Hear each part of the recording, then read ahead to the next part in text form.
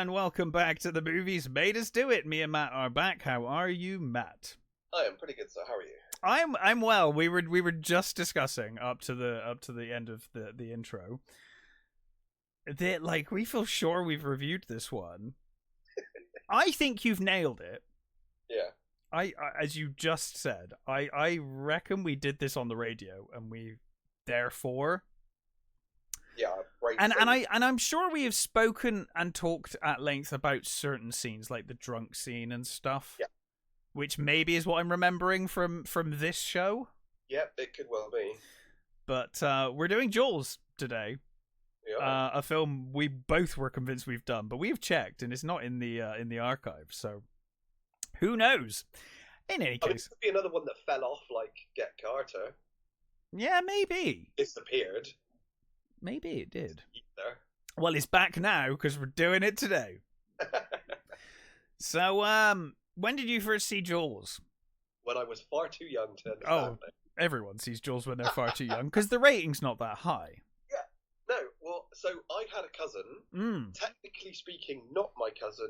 Technically speaking, now I think, right, so he was my grandmother's brother's son. So I think technically he's my uncle once removed, I think. Okay. I think that's how that works. Anyway, I had a cousin, we just called him my cousin Stephen, who was obsessed with this movie. Right.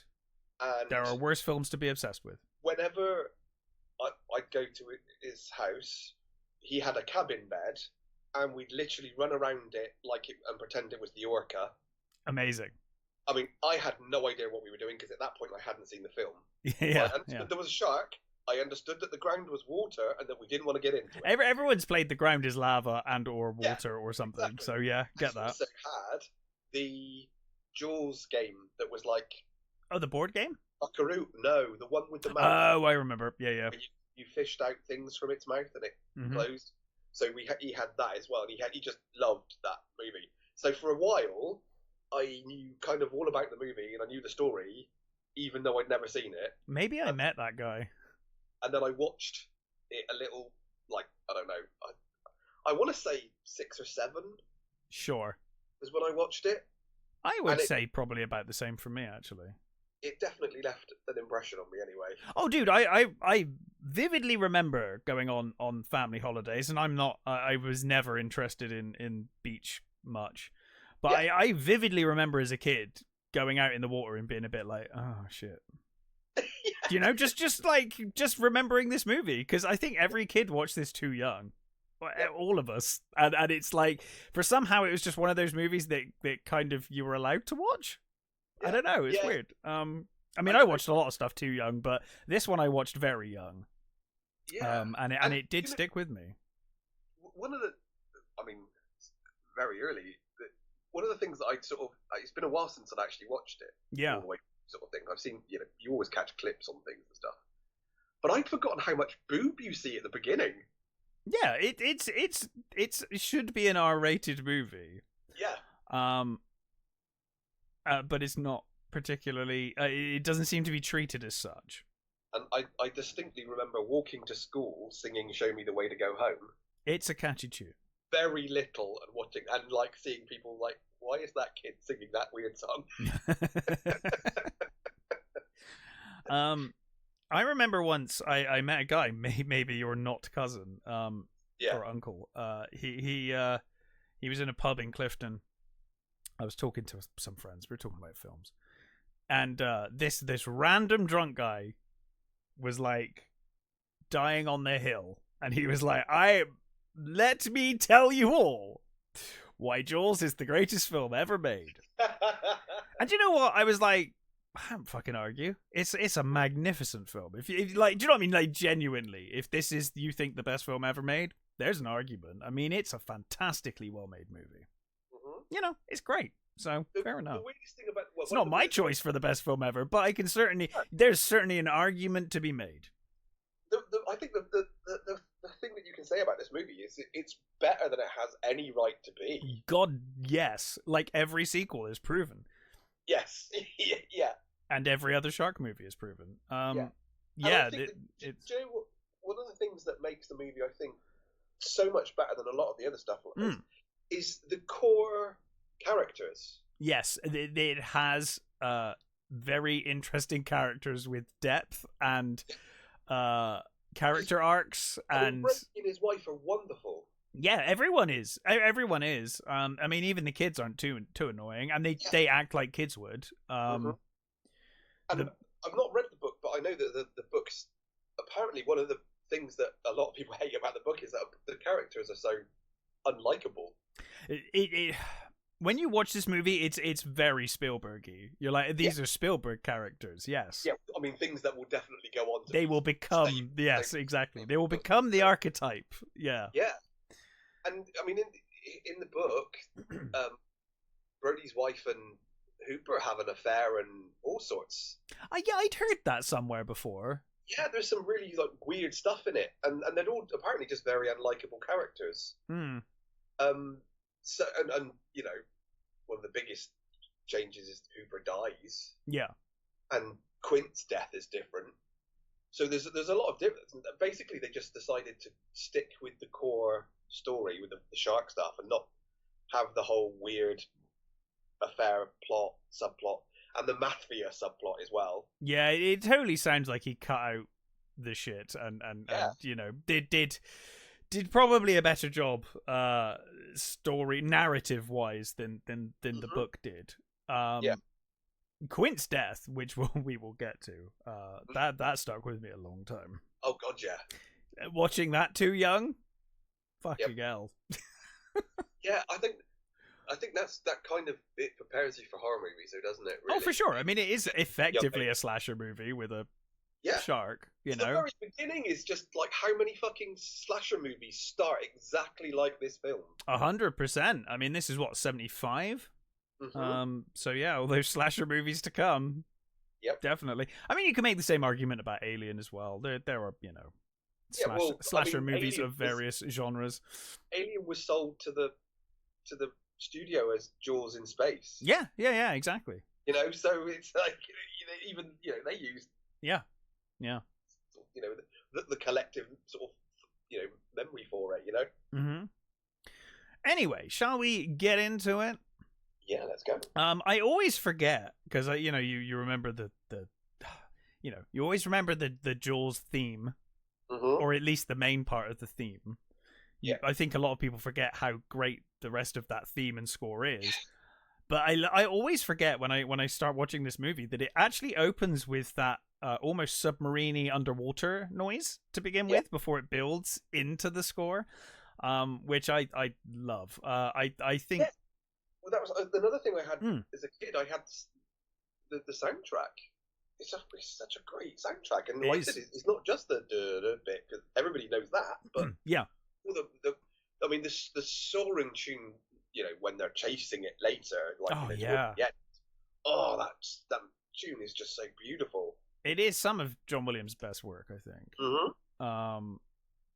And much like he certainly liked it. He certainly used it a number of times. They all did, though, didn't they? I mean, Horner. We've talked about Horner before, and you know they all like to do it.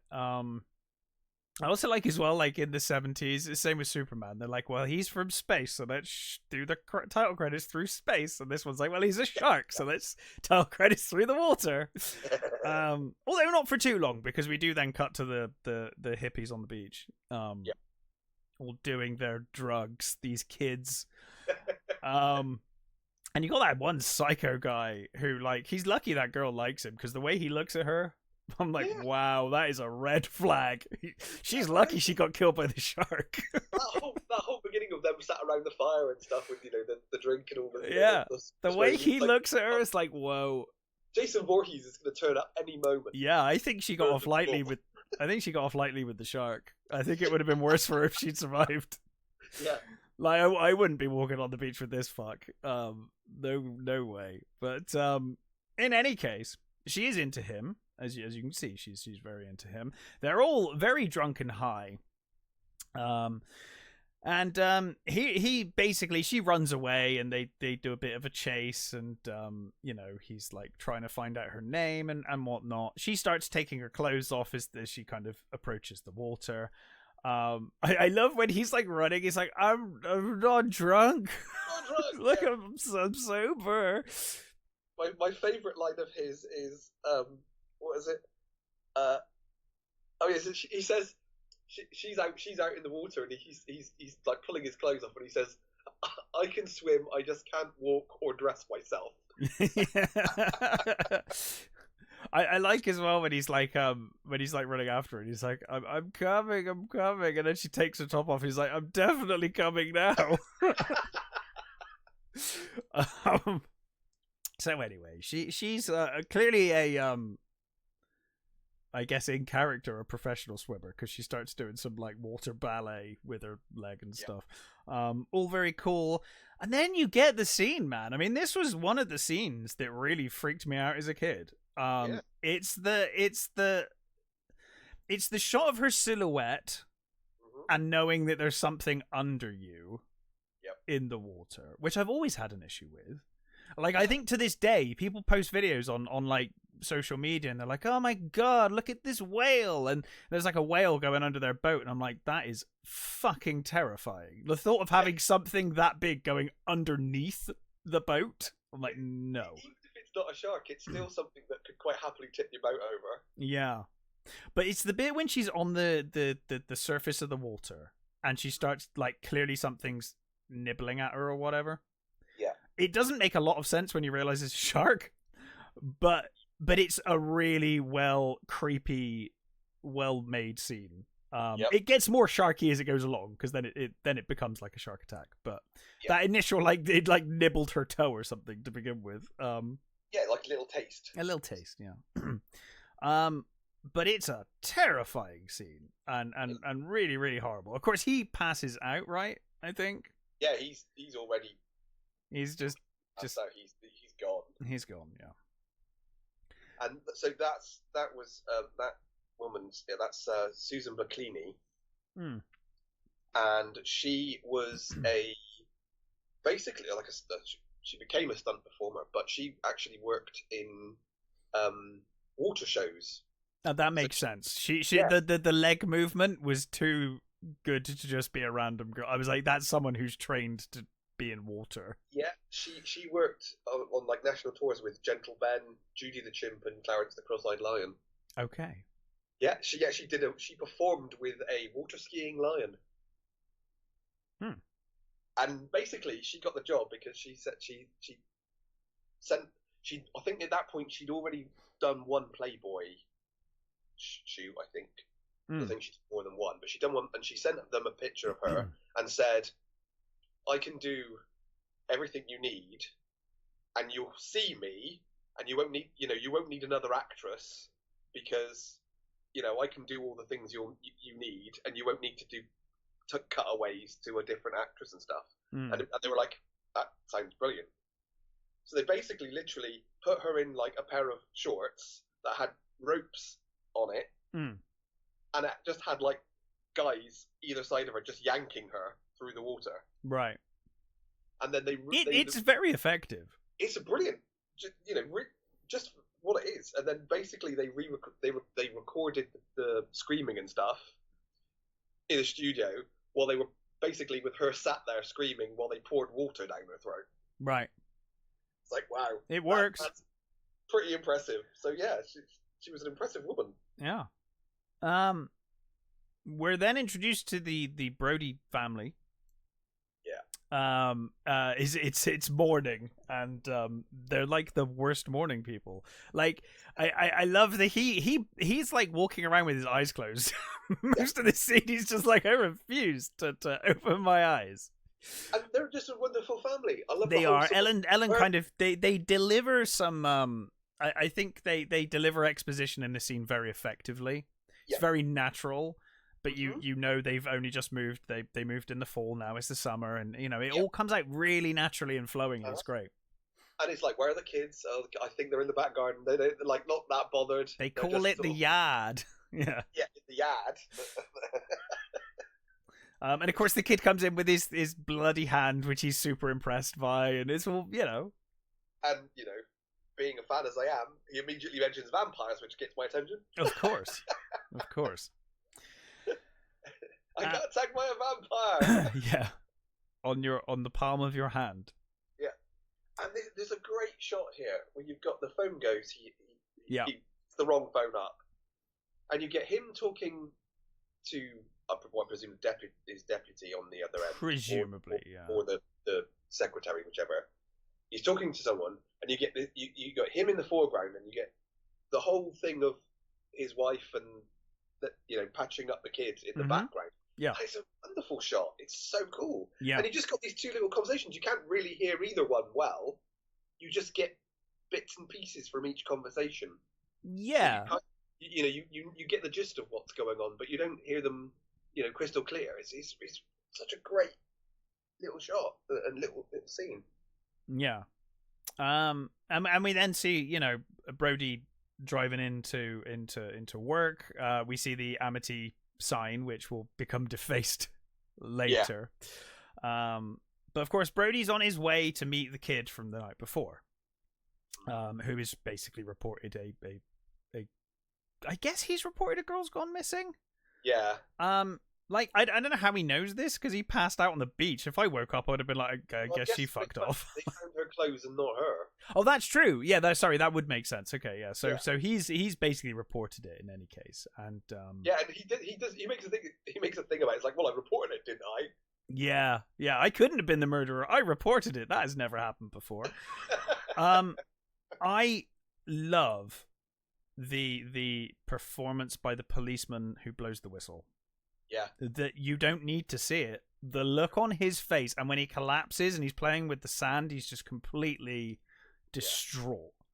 That alone sells the entire scene. I mean, you do get the scene with the crabs and the hand and stuff, but which finally they made a hand, which is weird because did they make a hand out of ham or something, or? Yeah, well, they made it didn't look very good, so they basically just buried the actress in the sand and used her. Okay, well that works. But then later on, when you see the autopsy, that's a pretty good arm that they got there. Yeah, I mean, well, maybe they done it different times. Maybe, I don't know. Yeah. Or perhaps they did the autopsy scene first, and it was a bit bashed up by the time they got it to the beach, and it didn't quite look as good. Depends which order they filmed it in. They could have used it, and it might have been alright earlier. But yeah. But yes, so obviously it's a dead girl, and so Brody heads back to the office. He's kind of typing it up, and you get the is it the secretary or someone there who's like talking about the kids karate chopping fences while he's trying to write up the cause of death. Yeah. Again, it's I love the way that he has this sort of so much going on. He's like the master of keeping calm in stressful situations. It's I mean, it's just one of those great things that Spielberg was able to do. He's like, he has these scenes where, it makes the town feel alive, and it makes the world. He's really good at setting a scene and making it feel like it's a real place and real, real stuff going on. Because even he's like, he asked the cop who found the girl. He's like, where do we keep the beach close signs? And he's like, I don't know. And he starts leaving. But even as he's leaving, someone comes in and is complaining about a car broken down outside of whatever. And like he's walking through the town, and people are like, oh God, have you seen what the kids are doing to the fence? And all of this it is great. It does a really good job of feeling like a small community where everyone knows everyone. And then on the 4th of July and on this holiday season, it just goes mental. Minor things are the biggest disasters ever for these people, Yes, but you also get the impression that, for 1 week of the year in the good weather, it's mental. So like they've got this influx of people, and everyone's setting up their shops and getting ready for the big kind of. Even when he's buying the bits of wood and the paint and all that sort of stuff. Yeah. There's this whole conversation between two of the people like, hey, you haven't got any of the stuff that I ordered. Like, I've got no beach balls. I've got no dead chairs. I've got no this. And it's just the whole little conversations going on in the background that are kind of irrelevant, but they're not because they're all setting it, setting the world. It's great. Yeah. So Brody gives the signs to the deputy. He's like, "Hey, you deal with this. I've got to go." Just as the mayor comes out, because the mayor's like, "Oh, like Brody," and he kind of drives off. So he finds out from the deputy guy that the beaches are going to be closed.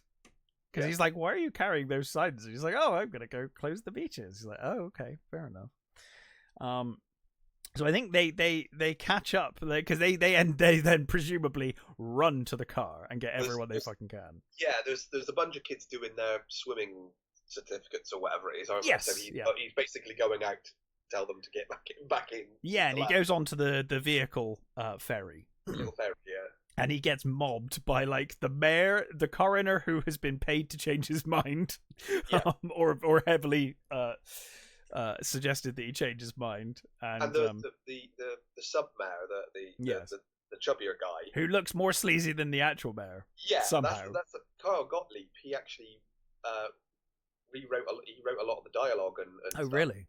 Well, the dialogue in this is fantastic. So there's a lot of credited writers on this thing. There's a lot of uncredited writers on this. Because eventually, Peter Benchley, who wrote the story, I think he sort of got a little annoyed by the fact that they were cutting out a lot of his stuff, and he worked on a number of drafts, and he must have been cool with it in the end, because he's in it. He's one of the journalists later on that we see. Right. Yeah. So the mayor and co basically say to him, "Hey, we've never had sharks in these waters before. I think you're being a bit premature, and we need those summer dollars, buddy. Big business. You're gonna kill the town." And he turns to the coroner and he's like, "Hey, you said it was a shark attack. I'm going by what you said." And he's like, "No, I've changed my mind in the last 30 minutes. Actually, I think it was a boat propeller now." He's like, "Okay, and you'll swear to that?" And he's like, "Yeah, sure. Why not?" You look at his face and he's like looking at the ground. Yeah, he knows he's talking shit. Totally being pressured into this bullshit. And the mayor's like, "Hey, maybe it was a boat propeller." And it's like, yes, I think it could be a boat propeller. Yeah. It's like, sure, why not? And he's like, "Are you willing to fucking stand by that?" It's like, he says yes, though, which blows my mind. I'm like, dude, really? You're gonna risk everything you've got and built on this? Like, And in the book, so the mayor is the reason why the mayor wants this to keep the town open is because the mafia basically own most of the island, and they're trying to keep the property value up. That is such an unnecessary plot point. Yeah. So we don't need that at all. Him being a sleazy mayor is more than enough. Yeah, that would have been ridiculous. I'm glad he cut that. Yeah, absolutely. So Brody heads to the beach. People are swimming and whatnot. Having a gay old time, as it were.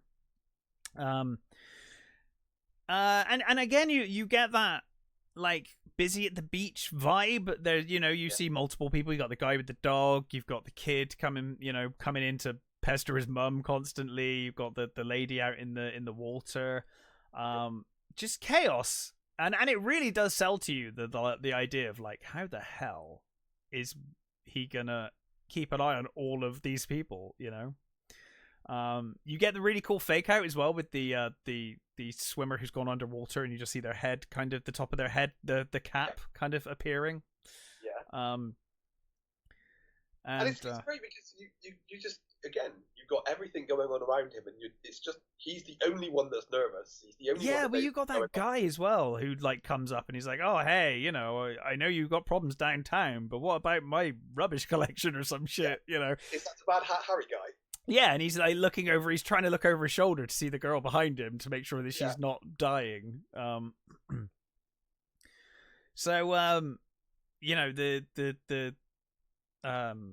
His wife starts talking to him. That's right, and then you see like a whole like, I don't know, what do you call it? A gang of kids? I was going to call it a murder of kids, like a murder of crows. Gaggle of kids. They all get up, and it like the stakes keep getting raised with each person he speaks to, as he's distracted and talks to someone else, another group head up. I love there's even a little conversation that his wife's having with another couple next to them. Mm-hmm. She said, I think she says, "Hey, will we ever get to be islanders?" And I think the wife says, "You weren't born here. You're never going to be islanders. Yeah, we will never accept you." Yeah, exactly. And you think, wow, that's really cool. And again, it's just a little throwaway thing that's kind of in the background. But and again, it builds the thing. Mm-hmm. So the kid with the dog is now calling for his dog, and we see the stick floating on the water. His name's Pipit, Tippet, who knows? Yeah. We then get the underwater shot, of course, and we now know, shit's going down. The kid with his pruny fingers, his mum says, Oh yeah. The kid who says, "Oh, I want to go back out," and she says, "Look at your let me look at your fingers." Yeah. And it's like 5 more minutes sort of thing, or 10 more minutes. Now, I can't remember. Is it this scene that was way more gory? There was like a really fucking gruesome death of a kid in this movie, and I can't remember if it's this one. There was a lot of blood and a lot of...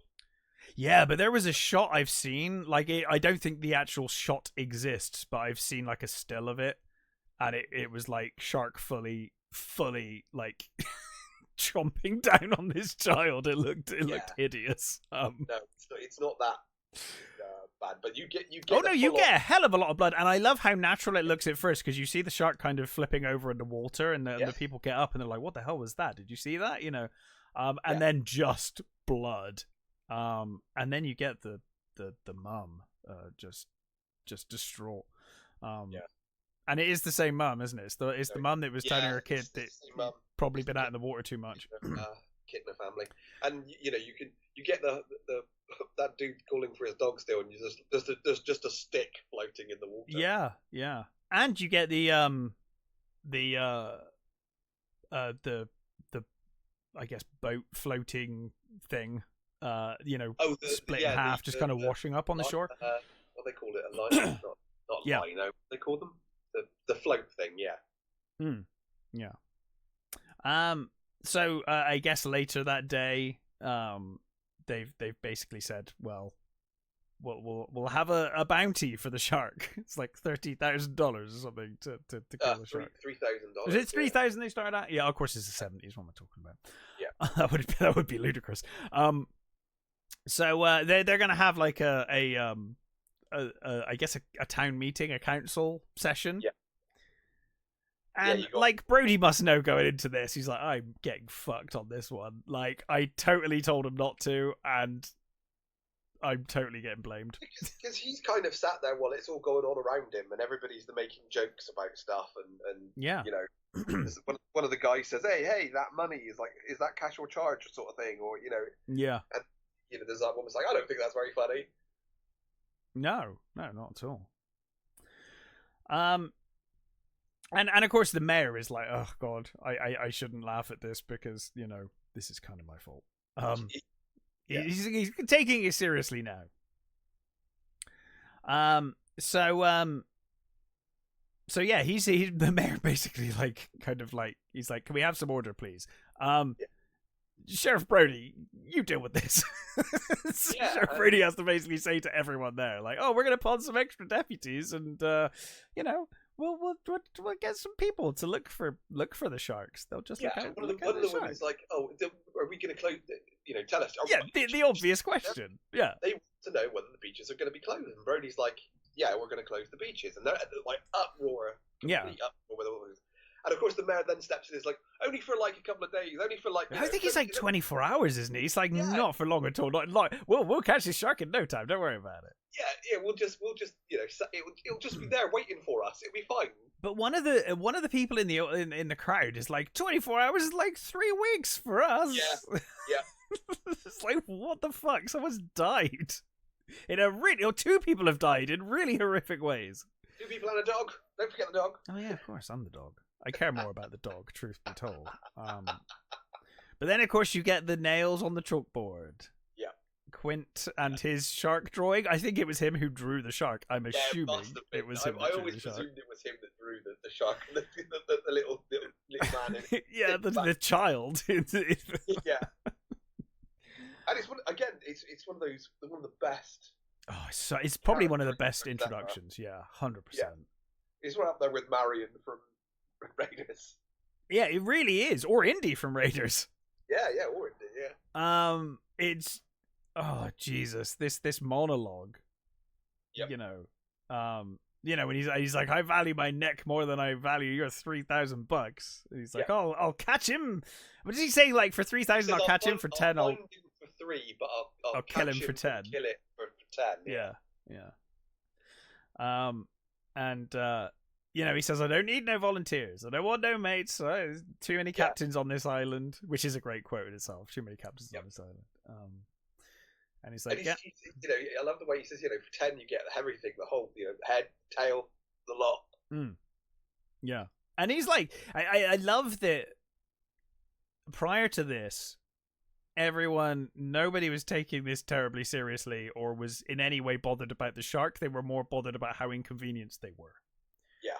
After his speech, everyone looks worried. Everyone's like, shit. Oh my god, the town lunatic is taking it seriously. Maybe we should take it seriously. Well, yeah, and he's talking about this shark will swallow you whole and all of that, Yeah. And I love the nails on the chalkboard is such a great thing, and you get the people's reactions. You get, it's like, because I don't know. Do they even have chalkboards in schools anymore?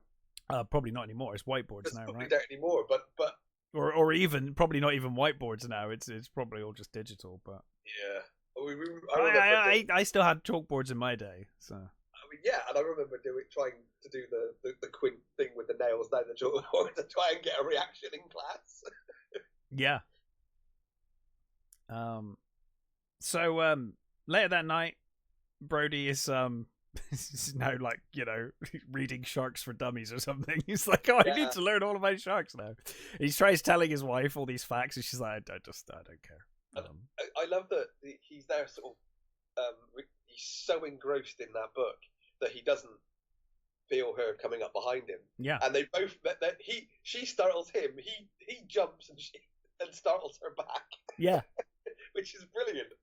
And I love that the whole thing is like, hey, where are the kids? And she's like, oh, he's out on his present. He loves his present. It's like they bought him a boat. And he's like, hey, no, get out of there. Get out. Don't go there. And she's like, hey, don't be like that. He's not getting in the water. She says he's tied up to the jetty, so he's on the boat. She says after today, I don't think he'll ever get in the water again. And I love. It's one of my favourite things. She's completely like, it's fine.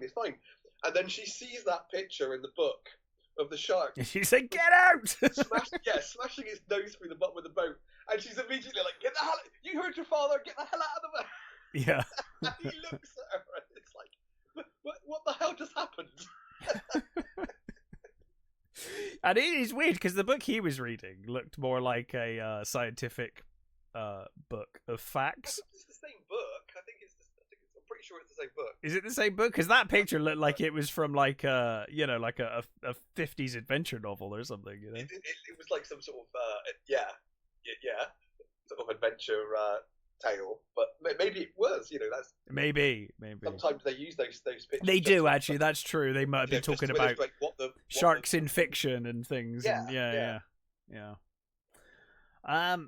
So meanwhile, some fucks are like throwing a fucking sheep, like half a sheep into the water or something, and he's like, "Oh, that meat cost me loads of money," and he's like, "Oh, don't worry, £3,000 will get you way more." Sheep. Yeah, it's his wife's roast, isn't it? Is it roast? I don't know what it is, but they think this is gonna work, and they're relatively convinced about it. So you get the impression like every idiot is just gonna be out there now, trying to catch sharks. Anything with a fucking rowboat is gonna try. Well, these guys don't even have that, right? They've got like a rubber ring and some string. They're on a little jetty. Yeah, they tie it to the jetty, right? Yeah, they just chuck it out on a bit of rope or a bit of chain. I forget which it is though. Yeah, it's chain. I think it's like chain tied to the jetty. And it works. I mean, it does work. I just love the banter between them because one of them just wants to go home because it's like it's cold, he's wet, he wants to go home. He's using his wife's like dinner, the wife's joint, and the other guy's like, "Hey, this is great. We're gonna totally catch this shark from this fucking bit of wood from the jetty, yeah, with a chain, it's going to be fine. The shark's not like twice our size or anything. No, and of course the you get the great scene where the shark does bite, and it takes half the jetty with it. Yep. You get a great shot of him being pulled on the jetty as well, which I love, and then you get the terrifying moment when the jetty turns around. As he's swimming back in, the jetty just turns around, which is great foreshadowing for later, and is one of the things I think the limitations of the shark in this movie benefited the movie so much, because the way they showed where the shark was without showing the shark is so much more effective.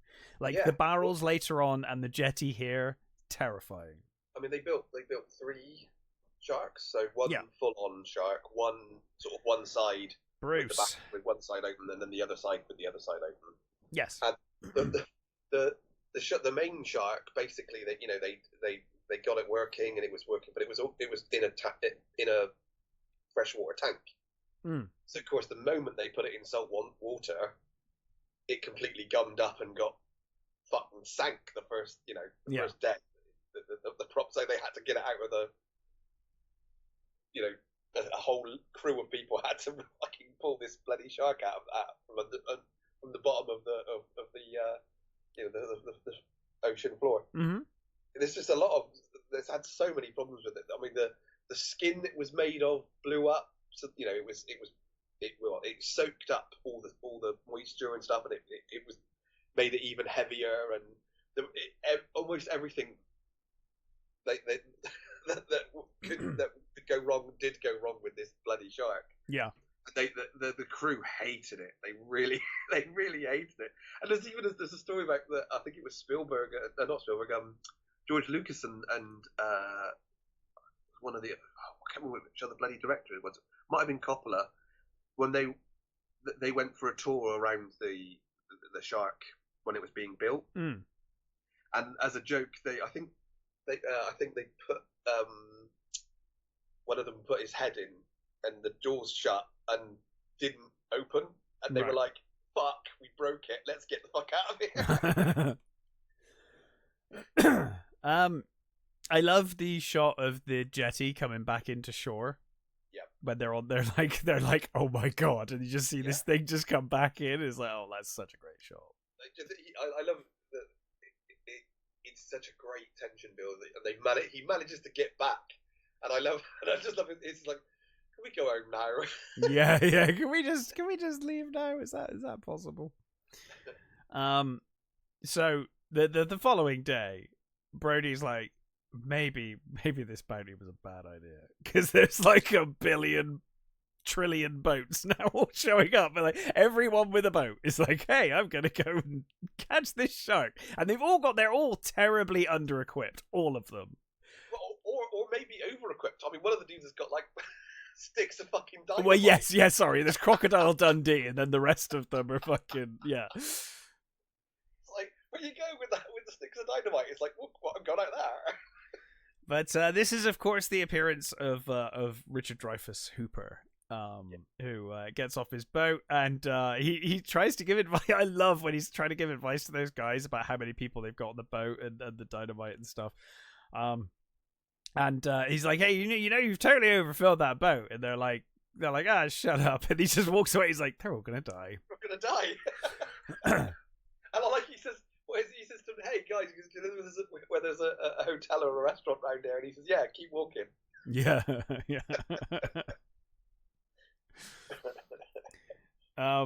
But again, a great introduction of a character. You feel like you know him in the opening couple of scenes. Brody, meanwhile, is on the phone. I mean, it is just chaos. On the dock. And I like it. He says to the deputy, "Hey, go and speak to them. They're your people." He's like, "They're not my people."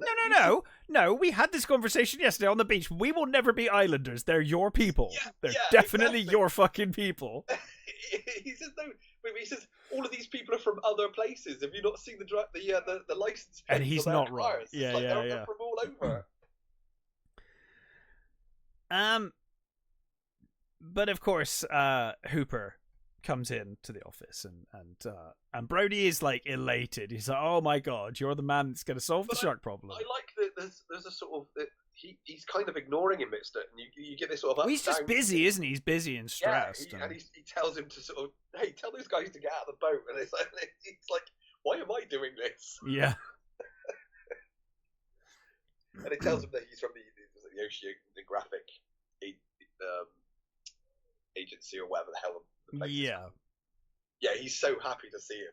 Yeah, because he's like, oh, they're the experts here now. Finally, someone that knows sharks.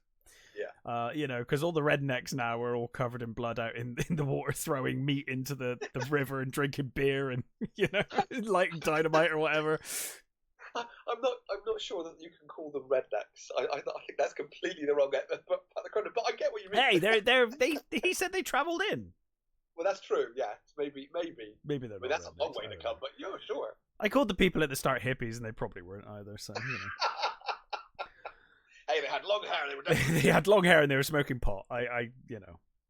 And it was the 70s. I'll say end of hippie. Last generation. So, Brody and Hooper head to the coroner's office. The coroner who changed his mind and said it was a boat. Who's just stood there? He's just stood there like, I am so fucked. Embarrassed. Yeah. And Hooper's like properly. He's obviously not seen a dead body before, or doesn't like seeing dead bodies. Clearly, he's very affected by the sight of this poor girl. And he's recording. He starts taking notes, and it's like, this was a massive fucking shark, not just a shark. This is the biggest shark you've ever seen. I don't know why, but there's something confusing about he keeps using the word squalus. Yes. Which for some reason to me is just funny. Yeah, well, okay, yes. I just love the coroner's reaction.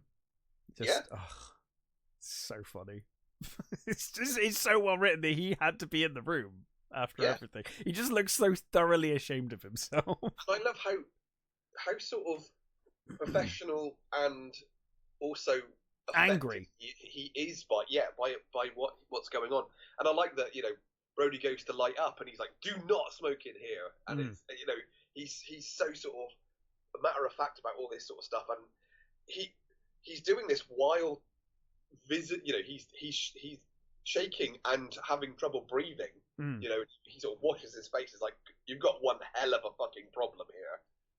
This is not just like a little fish. This thing's fucking huge, and it's got a taste for blood now. Well, Matt, it's no problem at all. They've caught the shark. It's fine. The shark is on the jetty. It's not tiny, but it's the tiger shark, right? It's fine. It's pretty big. It looks good. Of course, Brody's like, "Oh my god, you caught it!" And I love it. It immediately cuts through because Hooper starts measuring the radius. But Brody's like over the moon, and I love that as soon as you see Brody over the moon thanking the guys, you cut immediately to Quint on the boat, just looking over like, you fucking Brody's going past, like, and he's just he's completely fucking just pissing himself, isn't he? He's like, of course you caught the shark. It's all good. Yeah. And I love you got the like, get the cameras. Where's the media? Yeah, you've got the guy. The deputy mayor is like trying to get them, organise them. Is like, hey, everybody, line up, get in. Like, hey, you get out of the shot and all that sort of stuff. And they're all like, hey, this is great. And Brody's just he's there shaking their hands, and he's like, he's completely overjoyed. The mayor comes over, and it's all looking really well. And you've just got Hooper in the background, just like, doing his little measuring and looking around. He's like, you got the guys. I love the guys. They're like, what kind of shark is it? And he's like, tiger shark. And he's like, what? The way he delivers that line is always makes me laugh. And I love them. He's like, no, it's not the right shark. And you can see them in the background, like, arguing and like him pushing Hooper around. I love the fact that Richard Dreyfuss is not a big man, and almost everybody here towers over him. Yeah, you really feel that he's outnumbered, and he's getting completely bullied by these bloody Islanders. And it's interesting, like you know, it's down to perspective, right? Because as far as they're concerned, Amity has never had a single shark in its waters until today. Yeah. Hooper's like, there are sharks in these fucking waters all the time. They just don't kill people. Like, there are loads of sharks around here constantly. You have caught a shark, not the shark. And of course, the mayor is just like face like thunder the whole time. Yeah, I know. I like the. It's actually quite cool and subtle what happens, because you've got the mayor in the background, like looking over, you know, overjoyed and all that sort of stuff. And Hooper's saying to Brody, like, look, I'm not saying that this isn't the shark. I'm saying there's a possibility it could be, but I'm just telling you that the bite radius of this shark is not right. And you can see the mayor is in, like, behind them. His face starts dropping, and you can see him listening. No one else is listening. No, he's listening. Yeah. No one else is listening, but other than Brody, you know, Brody. But they're just he's just listening to their conversation. His face, and he's just tilting his head to sort of listen to what they're saying. And he's just looking more and more angry the whole time. Yeah. And I love Hooper says, hey, you know, there's one way to be sure. Let's open it up. And he's like, we are not spilling that kid's guts all over the fucking pier in midday, you know. But of course, then the widow turns up. The mother, the grieving mother turns up. She's just discovered that they knew about there was a previous shark attack. Basically, it's now come out that there was a previous shark attack. They goddamn knew it and did nothing to close the beaches. And of course, Brody gets the brunt of it, and quite rightly, I guess, from her perspective. Yeah, she full on smacks him in the face. We're obviously privy to the fact that he tried his best to close it. It was overridden by everyone. Although I guess technically it was up to him, right? But I guess he was peer pressured into it. But it was up to him, but the mayor basically overruled him. Pretty much, yeah. And the whole council and all that. Everyone, yeah. And I remember watching it the first time as a kid, and being so angry with that woman. It's like, how fucking dare she do that? It's like, you don't think, the subtleties as a kid. You don't sort of think, oh no, she's right. And I love the way she says, my boy's dead now. There's nothing you can do. And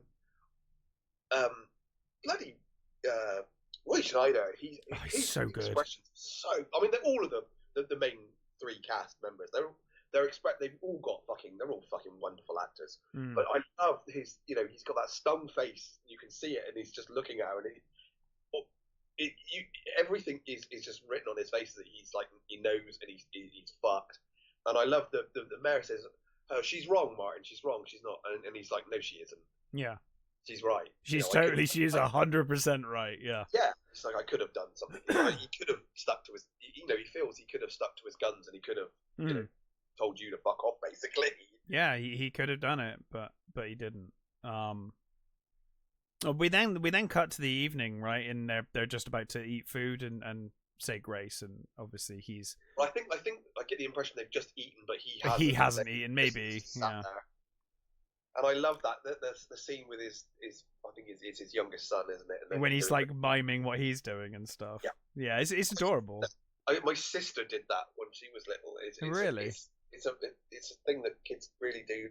They copy their parents and things. Right. Oh, okay. Oh, fair enough. It's just a lovely, sweet little moment, and I like when he leans over, give us a kiss, and the kid's like, why? Yeah. Because I need it. And I love the look on Ellen's face in the background. She's just like, oh god, he's all going on, Well, and obviously she knows what's happened that day, presumably. Yeah. But there is a knock at the door, and it's Hooper who has come with wine.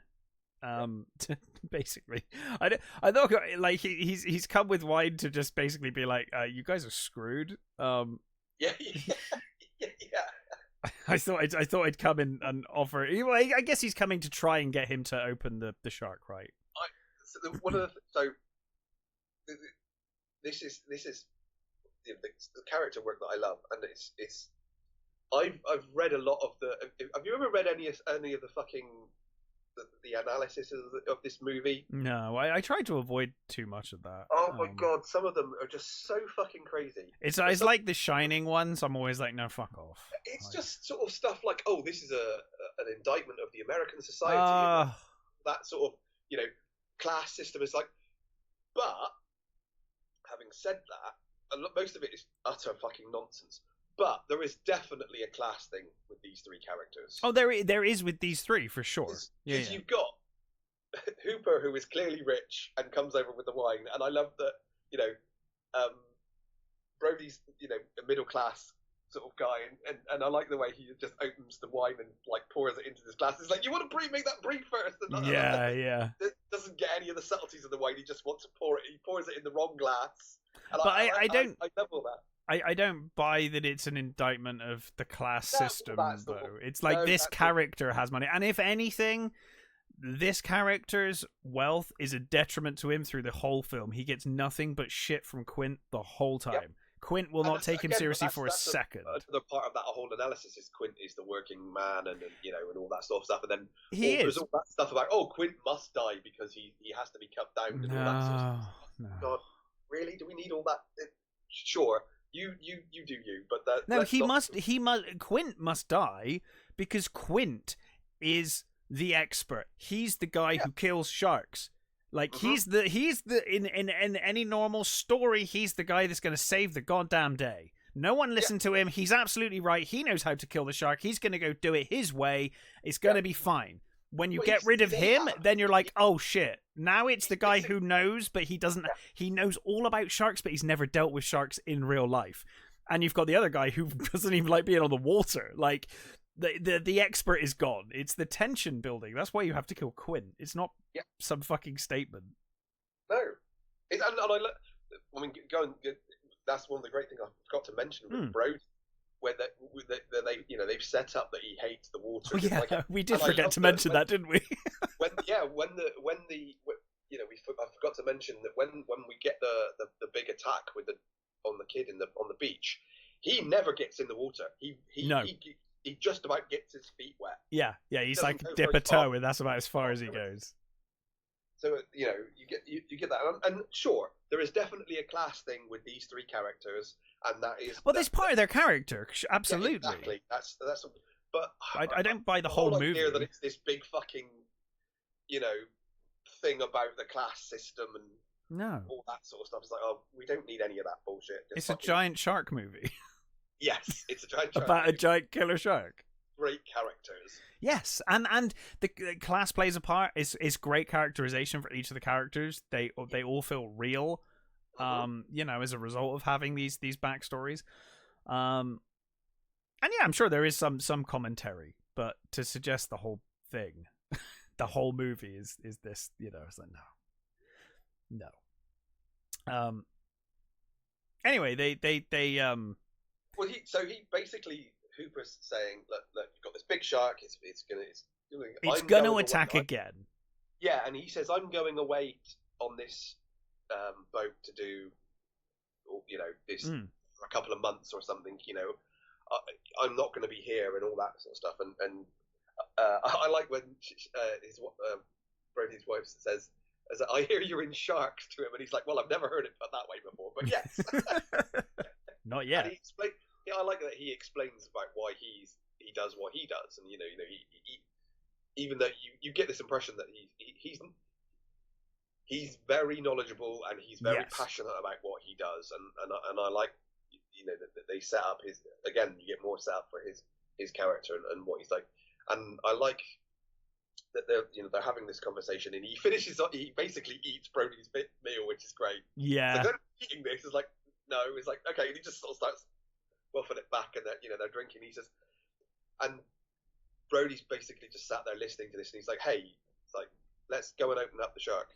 Yeah. It's like, can you do that? It's like, of course I can. Chief of police, I can do anything. Yeah, it's like, I'm the chief of police, I can do what I want. Yeah. He says, we'll have one more drink, and then we'll go and open up the shark. And I think Brody's reached breaking point at this point. He's like, none of this would have happened if you just listened to me. You guys overruled me. Now no one's going to overrule Brody the rest of this fucking time. He's like, no, that's it. It's done. Fuck 'em. You know, I've just dealt with a grieving mother whose son died because I did what you guys told me to do, and now having spent dinner with my youngest son, who could have been him. Yep. No. So they are going to open the shark. And I love we get Hooper and Brody head down to open the shark, and Brody says, you know, tiger sharks are basically like garbage cans. They eat anything.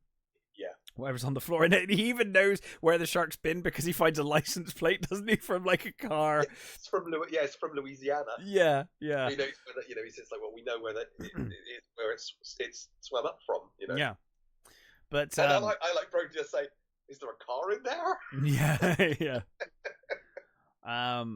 But of course, you know, beside a couple of fish heads and some garbage, nothing. No boy. So, you know, he's like, hey, you've still got a massive shark out there. Yeah. And he's like, with a mouth radius this big, like putting his hands at this fucking, he's like, yep, that's pretty fucking big. Yeah. But of course, Brody's like, well, how can we prove that by the morning? Because if you're leaving in the morning, we kind of need to prove it by then. And he's like, well, if it is a rogue, then it'll be, you know, it'll be roaming its territory, you know, right now.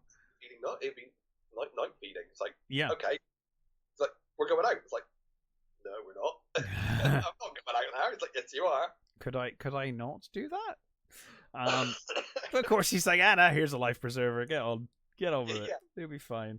And again, you get little bits of dialogue that are just sort of you don't need, but just set things up. And you get this whole drunken conversation from Brody saying things like, you know, hey, you know, being a cop in New York is like you get nothing done. He says, but you know, out here, I feel like one man can make a difference. When he keeps saying about there's been no shootings for 25 years on Amity Island, and you know, there used to be like people got knifed every week where he was and where he used to work, and you know, he's come to raise his family, and you know, he wants a safe environment for them. Yeah. And yeah, sorry, and as you said, he feels like he can really make a difference on a small island. But yeah, and I love you do get the comment from Brody, and he's like, where did you get all this stuff? And he's like, oh, it's mine. And he's like, oh, are you rich? And he's like, yep. Yes. Yes. And I like, he says, how much money do you have?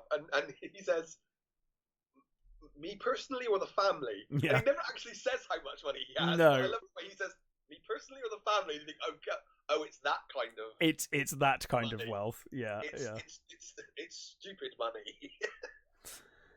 And I like he's got those sort of banks of cameras and monitors and whatever. And I think, where's he says, can you get CNN on this or something? I think he says, is it? Yeah. But what he thinks initially is a school of mackerel come up on one of his devices. He's like, it's probably just a bunch of fish, you know, grouped together. But then I think the sonar starts going off, and he's like, oh, okay, that's two separate devices now picking up this thing. So they head towards it, and I love, you know, you've presumably, because they weren't actually out in the water, but you do get the pitch black with the fog and the light. I just think it's such an effective shot. And of course they come across the boat, the abandoned boat, or seemingly abandoned boat. And I think he's clearly been through some shit. Oh yeah, it's totally screwed up. My making fun of the 1950s style action serial book aside, it does look like the shark has indeed done exactly that. So you know, maybe there was some truth to it. But yeah, he's like, you know, Brody's like, well, okay, that's presumably proof. But Hooper's like, oh well, we gotta go aboard. We gotta find out what the hell's going on here, you know. He recognizes the it's like a massive bite mark on the side, isn't there? Yeah, and he recognizes the boat. You know, it's the. Oh yeah, sorry, Brody does know the boat, doesn't he? Yeah. Yeah, he recognizes it as the local fisherman. Yeah.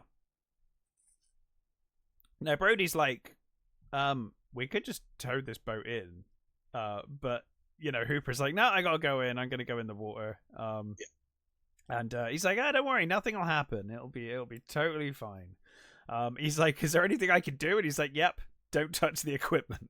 You could not touch the equipment, please. So yes, so Hooper goes into the water, leaving Brody up on deck. Who, you know, and it's one of those funny things where it's like Hooper's the one in danger, but Brody's the one more scared. Yeah, Brody's way more scared about being left alone on the boat than Hooper is about going in the water. Now, as a kid, this scared the shit out of me. Yeah. Hooper finds a tooth embedded in the side of the boat. It's like an opening in the boat, and he dislodges the tooth. He's looking at it.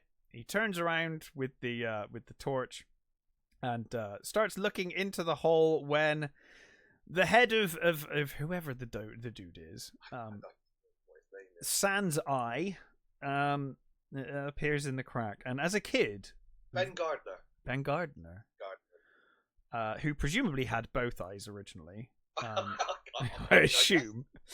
I think we did see the guy earlier in the movie, so yeah. Okay, right. Okay. But this scene scared the shit out of me as a kid. That was such an effective jump scare as a kid. I remember that being like, oh my god. And Spielberg basically said that he wishes he didn't do that one. Really? He kind of only because he wanted one more big scare, so he made that one specifically. And then he said later on when he saw it with test audience and that, he said the problem is that once people were jumped by that one, they were more cautious for the rest of the movie. So when we get the bigger jump scare theoretically later, it has less impact. It's not as impactful as it would have been. So he does regret having it too early. That one too early. I can appreciate that. It's a terrifying shot though. It's so good. Yeah, it's a brilliant jump scare, and it's an earned jump scare. It really is. That's how you do a jump scare. So the next day, they try and convince the mayor. You should say that also that Hooper completely panics. He drops his knife. He drops the tooth. Torch. He drops his torch. He drops the tooth, and panicked gets back up onto the boat. Yeah. And the next day they're like, guys, this beach needs to close. This shark is massive. We found this boat. And there was this tooth, and the bite, the tooth doesn't match the tiger shark. There was no body in the tiger shark, and of course the mayor is immediately like, "Where's the tooth?" And it's like, "Oh, I dropped it." And it's like, "Oh, well, then there's no evidence." So it's like you've still got a dead body in a half-eaten boat. I know. Like he's using.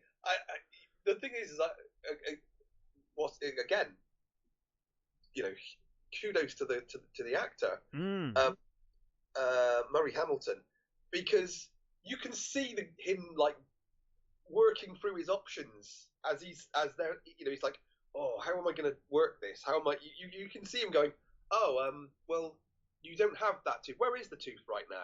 And he's like, well, I dropped it. I like it. Hooper says, I pulled a tooth the size of a shot glass out of the side of the thing. And he's like, well, if you don't, he's like, no, look, and I like the way Hooper's getting more and more frustrated. And he's like walking away, and he's coming back, and he's like, "Come back, talk to him." And he's like, "Look, you got one hell of a problem because you're just ringing the dinner bell. It's going to be awful." And he's like, "Oh, you would love that, wouldn't you?" He says to him. He says, "You want to get your photograph in the National Geographic for this thing." Yeah. And Hooper's like, "I cannot deal with this. This dude is an asshole," and he just completely exasperates him and just walks away. Well, the thing is, he's just like, well, I have a career outside of this one island. Like, he literally doesn't have to deal with any of this shit. So he's like, fuck it. Like, I'm done. But of course, they come across the Amity Island sign. Yeah. Which has now been defaced. I always assumed by Hooper, but probably not. I don't know. I never thought that. Well, I only think that because he's like, the guy's like, the mayor immediately changes tact. He's like, this is the real problem. Graffiti. Yeah. It's graffiti. That's the real problem of this island. But Hooper's like, well, these people caught. Yeah, but Hooper's like, hey, take a look at this. It is proportional. Like, it is actually about the right size and stuff. And I'm like, did you do this? Because, like, what are the odds that some kids are going to get the size right? I never thought that, but I mean, maybe. I don't know. I also like, I forgot to mention this earlier, but I love that the mayor of Amity Island has a suit with anchors all over it. Yeah, just like he's got these great suits, hasn't he? Yeah, the suit with the anchors is brilliant. It's so good. He's such an asshole in this movie. He is. He's such a showy twat. He's so good, though. He's so good at it. Brilliant. But yeah, so as you said, I mean, Hooper's like, oh, yeah, whatever. I think he just bursts out laughing, doesn't he? And he's just like, this is just like, I don't can't be doing with this. There's nothing else I can do or say, really, is there? No. Hooper's like, hey, Brody is still pleading to the mayor. He's like, hey, look, if we act on this now, maybe we can reopen by August. And the mayor's just like aghast. He's like, August? Are you fucking serious? It's like, it's the 4th of July tomorrow. Yeah. It's like, it's our busiest time. It's that when we make the most money. It's like, we need that money. Yeah. He says those beaches, basically just says those beaches will be open, and he goes off. Well, and as he's saying it, there's like a huge ferry coming in full of people. Yep. So I do like the Did you notice the when they get off the ferry, the big ferry comes in, and right next to the ferry there's a little like a little pop-up store for shark souvenirs. Yeah. It's like, how tasteless. I love to think that this one guy was just like, oh, shark, I can monetize this. But it's just one of those things, isn't it? That's what people do. It is. It's just so well placed, and it's like a little thing you would just, it's the kind of thing you notice after multiple rewatches of a film. And it's what you get whenever you get those sorts of things. Oh, totally. Like, little people sort of just hey, get your shark merchandise, or your whatever the situation is for it. Yeah, totally. I think again, it's Spielberg. He does this so well, but I love as Hooper's making the phone calls and whatnot to his people and trying to organize things, because he's trying to reschedule stuff, isn't he, to stay? Because Brody's like begged him, like, I need you. It's interspersed with these crowd shots, and it really does sell how busy 4th of July is for them. Like, just bucket loads of people. Yeah. It's like Normandy landing, isn't it? It's like, that boat pull up, the thing drops, everybody gets out. So, brilliant. So in any case, the mayor has got his way. Kind of. He's got his way with a heavy police presence. Yep. But of course it's hit the wider media now. Yeah. Nobody's going in the water. And you've got the press guy saying about this place is we had a shark problem and all this sort of stuff, and I like these interviewing that's actually Peter Bletchley, the interviewer. Oh, right. And I like it that the mayor's like, because just recently, because we did catch a large predator, so there's no problem, it's all good. Yeah. Like, sure. No one's buying it. They're all sat on the beach, and it's one of those things where it's like, hey, it'll be all right. All these people are here now, so they're probably going to spend money. What you need to worry about is next year. Next year's going to be a problem. Will they come back? But he's like, the mayor is going around trying to convince the other people who know goddamn well there's a massive shark out there, because they were part of the people that convinced Brody not to do anything in the first place. Yeah, and he's like, hey, go in the water and take your wife and your kids. I love it. He just comes up to this guy and his family. He's like, hey, but I think it's one of the guys from the ferry, right? From the car ferry earlier on. That was convincing Brody that it was like he was one of that group. I think. Oh, maybe, yeah. I don't remember which. I thought he was like one of the suits, and he's just like, "Hey, go out there, buddy." Yeah, he's definitely one of the islanders. Because the way the mayor talks to him, he's like, hey, because you're not in the water, go in the water. And he's like, oh, I just put some suntan cream on, and I just thought I don't want to get it wet. And it's like, no, get in the water, go on, off you go. And I love that he just he just looks at his wife, and his wife looks at him, and you can see them like the whole demeanor just drops. And they just grab their kids' hands and just take them out, and you just think, oh my god, that's just horrible. Yeah, it's rough. But it's one of those things. It's like, it's a sort of a human nature thing. It's like all it takes is one person to go out. Everybody's like, oh, well, if that person's out there, where are we out there? I remember when I used to DJ club nights, there was a couple of people that you could rely on to be the first dancers. Yeah. And I always remember someone making fun of one of them because they were just that they're confident and they're just one of those people. They're a bit on the crazy side, but they were the first dancers. And I said to them, I was like, you don't realize how important that person is because they are the ones that start the dancing. Yep. Someone needs to do it. They make it okay for everybody else to totally. Yeah. And that's exactly what's happened here. Everyone's in the water. Now Brody does stop his son from taking the boat in. And he's like, hey, why don't you take it in the pond? Do me a favor. Take it in the pond. I love the kids like, the pond's for old ladies. Yeah. It's like, well, they lived to be old, didn't they? So get in the pond. I like that. I love the way he says that. Just do it for your old man, okay? Yeah. Sure. There are like constant boat patrols. They're all like radioing and Coast Guard's out there, and they've got their rifles and all that sort of stuff. It's really sold so well as just an impossible job though. There's so many people in the water and like them trying to wrangle everyone and make sure keep eyes on everyone and everything. It's just impossible. And of course, you get the mayor doing the lovely, media interview where he's like, the beaches are open, the sun's shining, it's wonderful. Of course, you get the fake out shark. Yep. The kid with the shark fin, and someone would do that. Like girl with huge eyes, get like shark, and everybody panics. Yeah. And there's the big guy who's like throwing kids off of their inflatables and stuff. He's like, out of the way. But yeah, of course, and so you get this kind of fake out where they're like, oh my god, like there's a shark in the water, and then the lifeguard blows the whistle. Brody panics, and he's like, no whistles, don't make noise, you're gonna make it even worse. Yeah, don't cause the panic. Yeah. And of course everyone is just terrified. But as we said, I think it's a very effective scene though, because it is played real. Yeah. For a long time, because I feel like in a modern movie you'd get the immediate reveal that it was fake. Yeah. But here they play it like it's actually the shark. Yeah. And it goes on for like minutes of people get trampled. And, I mean, people are probably heavily injured from this. There's like an old man who's like. You do cut to the beach like not long after, and there are people lying there. Yeah. Carried off. Yeah. Well, people got trampled on and all sorts. It's rough.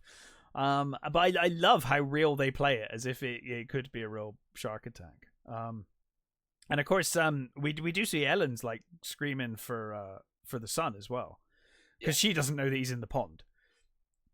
But of course it's revealed it was a bunch of kids being assholes. Yeah, I love the Coast Guard there, like pointing rifles at these children. And this kid's like, he made me do it. I didn't want to do it. Yeah, it wasn't me. Amazing. They radio back to Brody. It's like, it's just some kids messing about. It's fine. It's probably not fine. But meanwhile, lady with a bandana is girl who's listed as artist. Oh, she's dressed like an artist. In fairness, got the patched trousers and the. She sees a shark, and there ain't no faking that.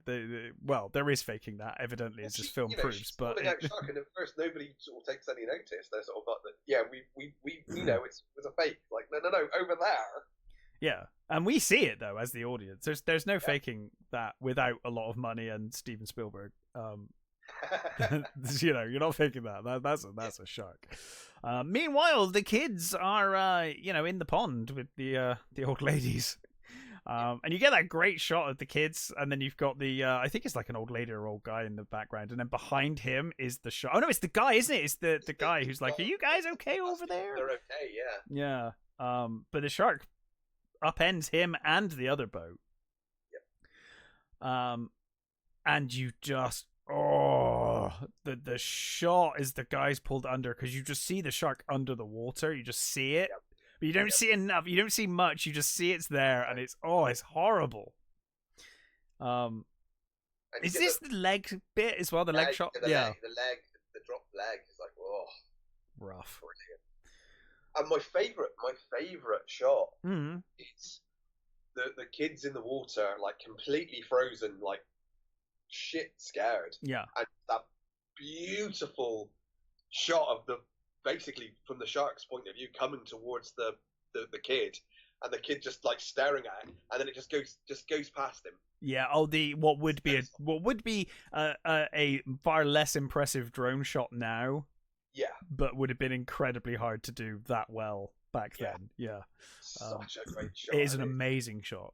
Love the just heading straight for him and just turns off.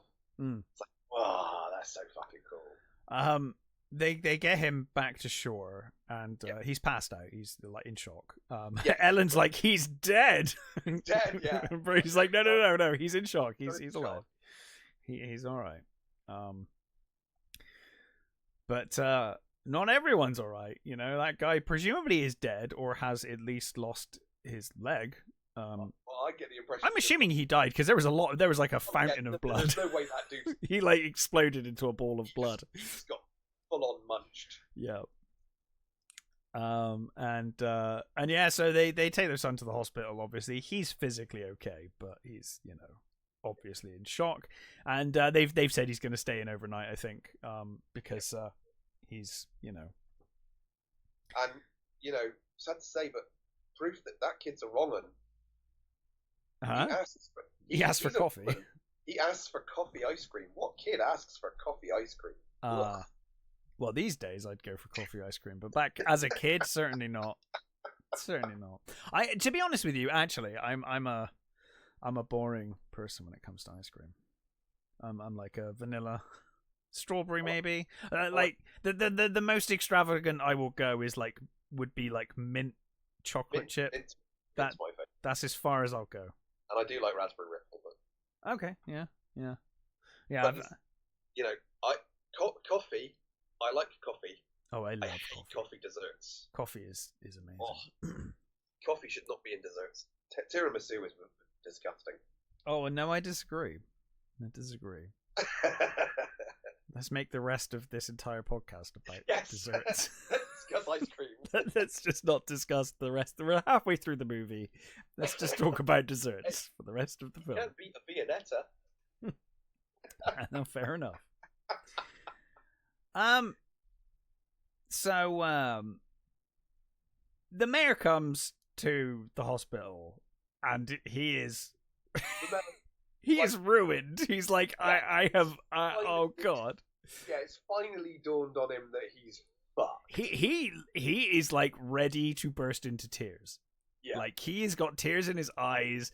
He's like completely distraught. And it's so funny because he says, "Hey, my kids were on that beach too." It's like, yeah. Now you're worried about your fucking kids. They were on the beach though, weren't they, Mayor? You sent everyone else's kids into the water. Yeah. But he's like, oh my God, like I've totally screwed up. But Brody's like, and that's why you're gonna do the right thing now. Yeah. It's like I'm gonna gets out that some sort of form, and he's like, you're gonna pay Quinn. You're gonna hire Quinn. You're gonna pay him the money he wants, and we're gonna go and he's like, no, I don't think I can do that. I don't think it's like, yeah, you are. You're going to. Because like fucking sign this. Yeah. Giant shark versus mad war vet. Yeah. And of course he's like, oh Jesus, like okay, fine. He's broken. He's basically broken as a man. Yeah, I mean, you'd like to think that that's his fucking career over, wouldn't you? But he's in the sequel. Yeah. His career continues. We probably shouldn't talk about the sequels, but he is in the sequel. No. He is my biggest disappointment in this film is that he doesn't at any point get munched. But I guess that would have kind of ruined it because he should, sleazy mayor. Yeah. It's not that kind of slasher movie. No. But of course they go to see Quinn, who is like he comes in talking about how he's gonna, the money he wants, and he pours them a shot, but the whole time he's covered in fish blood. Yeah. Like his hands, he's just completely gross. Yeah, he's got shark jaws, boiling away in pans, and he's chucking stuff around, and I like it. He gets his money, and he wants like a crate of is it peach brandy or something like that, or like that. Apricot brandy, and he wants I think he says a TV as well. That's like colour telly or something. And he's like all these sorts of stuff, and some caviar, I think he asked for. And Brody's just like, yeah, you'll get it all. It's like, and I like Hooper. Hooper's just sort of wandering around, like he's got this expression like a kid in a candy shop. He's just looking at all these bloody shark jaws and stuffed fish, and he's just walking around like, and you can see Quint's face when he sees Hooper. He's like, oh, this fucking prick. We got a rich kid asshole turning up, and he gets him to tie a knot and stuff. Yeah, he basically hates him immediately. I mean, it's made worse because Hooper is like, you're gonna need help on this, Quint. Yeah, like, you're not doing this by yourself, and he's just like, give me your hands. And he's like, he's got city hands, and he's like, I don't need this working class crap. Yeah. That's hero crap. And Brody's like doing his best to sort of, hey, no, look, it's all good. He'll stay out of your way, sort of thing. It's like, we need him. He's got, equipment and stuff that can help us.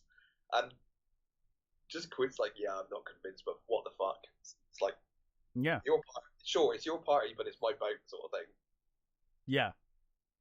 Yeah, because he says is your party, is your charter, but it's my vessel. Yeah. And he's like, basically, when I'm aboard, I'm god of this vessel. Pretty much what he says, yeah. And yeah, so we have our crew assembled, for pretty much this, just the rest of the movie now. This is your cast. I love that you get the sort of the casting off thing when you got Brody, his wife, sort of like, are you going to be okay out there? What should I tell the kids? And he's like, oh, just tell them I'm going fishing. Yeah. Technically. Yeah. And I love, you got, because Quinn stood on the boat just watching them, basically just sprouting all kinds of weird shit off. It's like, Quint is clearly fucking mental. He's like, he is, but he thinks that Hooper's the mental one. Because Hooper's coming with the cage. Yeah. He's just like, what have you got here? A portable monkey cage? He's like, it's an anti-shark cage. He's like, what? So you go in the water, the cage goes in the water, sharks in the water? Yeah, you go in the water, yeah, because sharks in the water, because, yeah. He just starts singing Spanish Lady. Yeah. It's such a great trio, Yeah, it is. And you get a wonderful, beautiful shot from inside Quint's shack, and you're looking out of the window, and you've got the shark mouth. Yes. The window, and you've got the boat slowly pulling out, like, through the mouth, sort of thing. Yeah. As it goes off in the distance, it's a wonderful shot. Absolutely brilliant. It is an incredible shot, and yeah, so that's it. They say their goodbyes, and as you said, they head off out to find the shark. Kirk, Spock, and Bones are. Yeah. And it's same logic, actually. I mean, they very different personalities working together. It's great. It's you couldn't have asked for a better trio of people and interesting characters. McCoy. Well, there's a bit like, the thing is, I feel like it should be Hooper, but Quint is way more like McCoy. Yeah. So it's kind of a it's kind of a mix. I don't know quite how it works, but maybe. I'm guessing Brody would be Kirk, and yes, Brody's definitely Kirk. Hooper's definitely Spock. 100%. So Quint would have to be McCoy, I guess. Yeah. But yeah, so off they go, and Brody's like throwing the chum overboard, and he's just like grossed out, and he's like, "Who's driving?" And he's like, Quint's like, "The ocean is driving," like, you know. Of course, Quint's loving it. He's like, "Welcome to my world," you know. Yeah. And it's like, no electric toothbrushes, no, you know. And what I think is funny is he quickly gets into this sort of routine of just like, oh well, I'm captain now, and I've got a crew. I can order these. Especially fucking Hooper. He's loving ordering Hooper around. I love the when Quint crushes the can, and then Brody does it, and when Hooper does the same with the paper cup. Yeah. Well, that's so funny. Do you know that Robert Shaw and Dreyfuss really didn't get on? Well, I've read that, and that's probably was a good thing for the film, because it really does work, you know. Shaw was a one of those great actors who was a notorious drunk, and he drank a lot on the set of here, and I think he was under a lot of pressure at the time, and he was also trying to avoid the tax man. Oh. So every sort of chance they got for breaks, he'd disappear to Canada for a bit and then come back. Right. So that he could avoid the tax man. So he just didn't get on with Dreyfuss at all at the time, during filming. Later they did. Apparently they reconciled their differences and stuff. And I think Shaw saw, I think through the process of the movie, saw that actually Dreyfuss was actually a good actor. Yeah. And respected him for that. But I think at the time he kind of like Quint. He just saw Dreyfuss as a bit of a young punk. Yeah. And just took a dislike to him. Which, like you said, really works for the movie. Yeah. So we get the brief moment with again great well delivered exposition. Brody knocks down the air canisters, the compressed air, and Hooper's like, "Jesus Christ, you'll kill all of us. Like, do you not realize how explosive that is? My God, if someone shot that in a shark's mouth later on, it would surely kill that shark." You get a couple of foreshadowing moments. Yeah, but they're really well delivered. When he's bringing the canisters on the boat. Yes. He says, "I suppose you could feed them to it." Yeah. It's like it's really naturally delivered, and it works perfectly well. I love this shot as they're on the deck, kind of going about their business. Quint just notices the ticking of his reel on the rod, that slow tick, and he just slowly, as no one's paying attention to him, he starts putting on the harness, and he's watching. He doesn't say anything to anyone. No. He just grabs. I like it. That Brody's just trying to tie a knot, isn't he? He's trying to get this knot right, and he finally gets it, and the reel goes mental. Yeah. But I love the tension as Quint starts strapping himself in, and he's got the harness and everything ready, and it's an amazing shot. So well done. I don't know what it is. There's something about the way Quint eats these. I don't know whether they're biscuits or crackers or something. But there's this way he sort of... They're probably fucking ship's biscuits, knowing Quint. It's probably some medieval fucking... The way he eats is fascinating. Although I don't think you can eat ship's biscuits like that. You kind of have to add water or wine or something to them, don't you, to make them even remotely edible. I think so, yeah. So yeah, there is a big bite on the reel, and tells the chief to get behind him. Yeah, and he tells Hooper to follow that shark, basically. Yeah, and I love the way Hooper's there, steering the sort of the boat one way, and I like Quint's like, "What the hell's wrong with you? Watch the shark. You're going the wrong way." He's like, I love just the whole dynamic they've got. It's brilliant. Yeah. Yeah. But yeah, and he starts. They follow it briefly, and then they I guess they get relatively over it. And it all goes kind of quiet, and he keeps reeling in, and he's like, oh, Quint's. I think he says something like, oh, the sharks are either very dumb or very smart. Yeah. Very dumb and very smart. And Hooper basically is like, oh, come on, just let it go. It's not what we're looking. It's not the shark we're looking for. It's that I think he says like it must be a stingray or something. I think he says, isn't he? Yeah. But Quint says he's gone under the boat. He's like, Jesus Christ, he's gone under the boat. Like he's like a smart shark. The kind of smart shark whose family could stalk a man and a whole family across multiple islands their entire life. Yeah. But yeah, Hooper doesn't buy it. Hooper's just like, oh, it's not the shark. Like you're totally wrong. And he says, like, Hooper's like, well, don't listen to me then, but you're wrong. Basically, it's like, don't listen to me, but you're clearly wrong. Yeah. But he does come down eventually and try to help, because obviously he's got the gloves on. He starts pulling the reel and Yep. Oh no, he starts tying it off, doesn't he, so that it can't go any further and whatnot. Because Quint goes to get the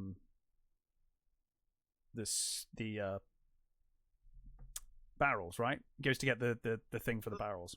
Yeah. I think. I remember. He disappears for some reason. I know that much. Yeah, I think that's what he's going to. But yeah, so the reel snaps in any case, and and of course Quint's like, oh yeah, Stingray was it that broke the bloody piano wire, Yeah, he says that don't bloody tell me my business. He says I know what I'm doing. Yeah, but of course Hooper's like, well, that doesn't prove a goddamn thing, But yeah, and Quint's basically just like, well, it proves that you're, a rich jackass who won't admit when he's wrong. Yeah. And I love Hooper immediately proves him right by pulling faces like a child. Yeah.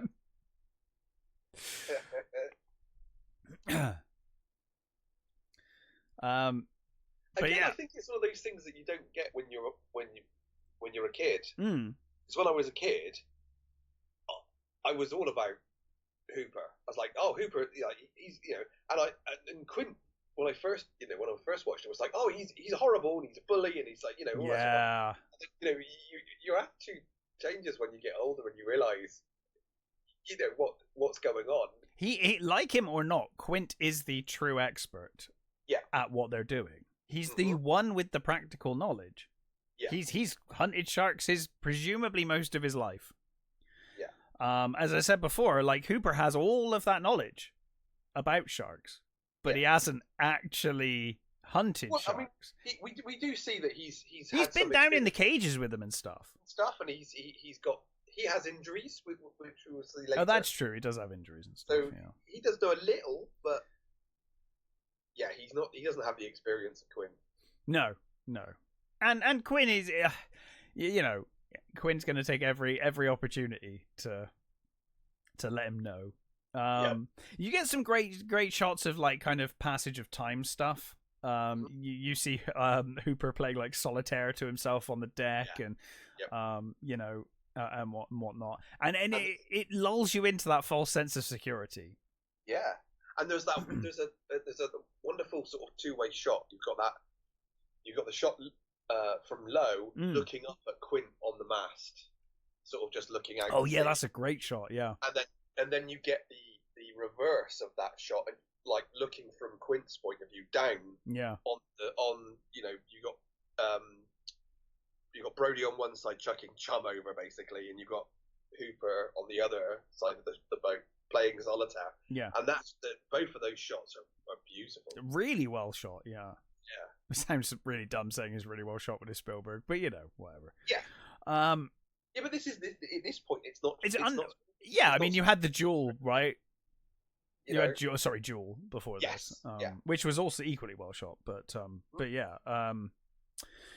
So we get the immortal moment of the film. The first true well, actually, I suppose the shark did briefly come out of the water earlier, but I think we did get a pass. We get a passing thing, and when it kills the guy in the pond, you do briefly see it out of the water. Yeah. I always. Is it at this point, just before when it goes past and he says how big it is? No, it is after. It's after this, because this is the like go slow ahead. He's like, I can go slow ahead. Come on down and chum on some of this shit, and then you get the shark fully.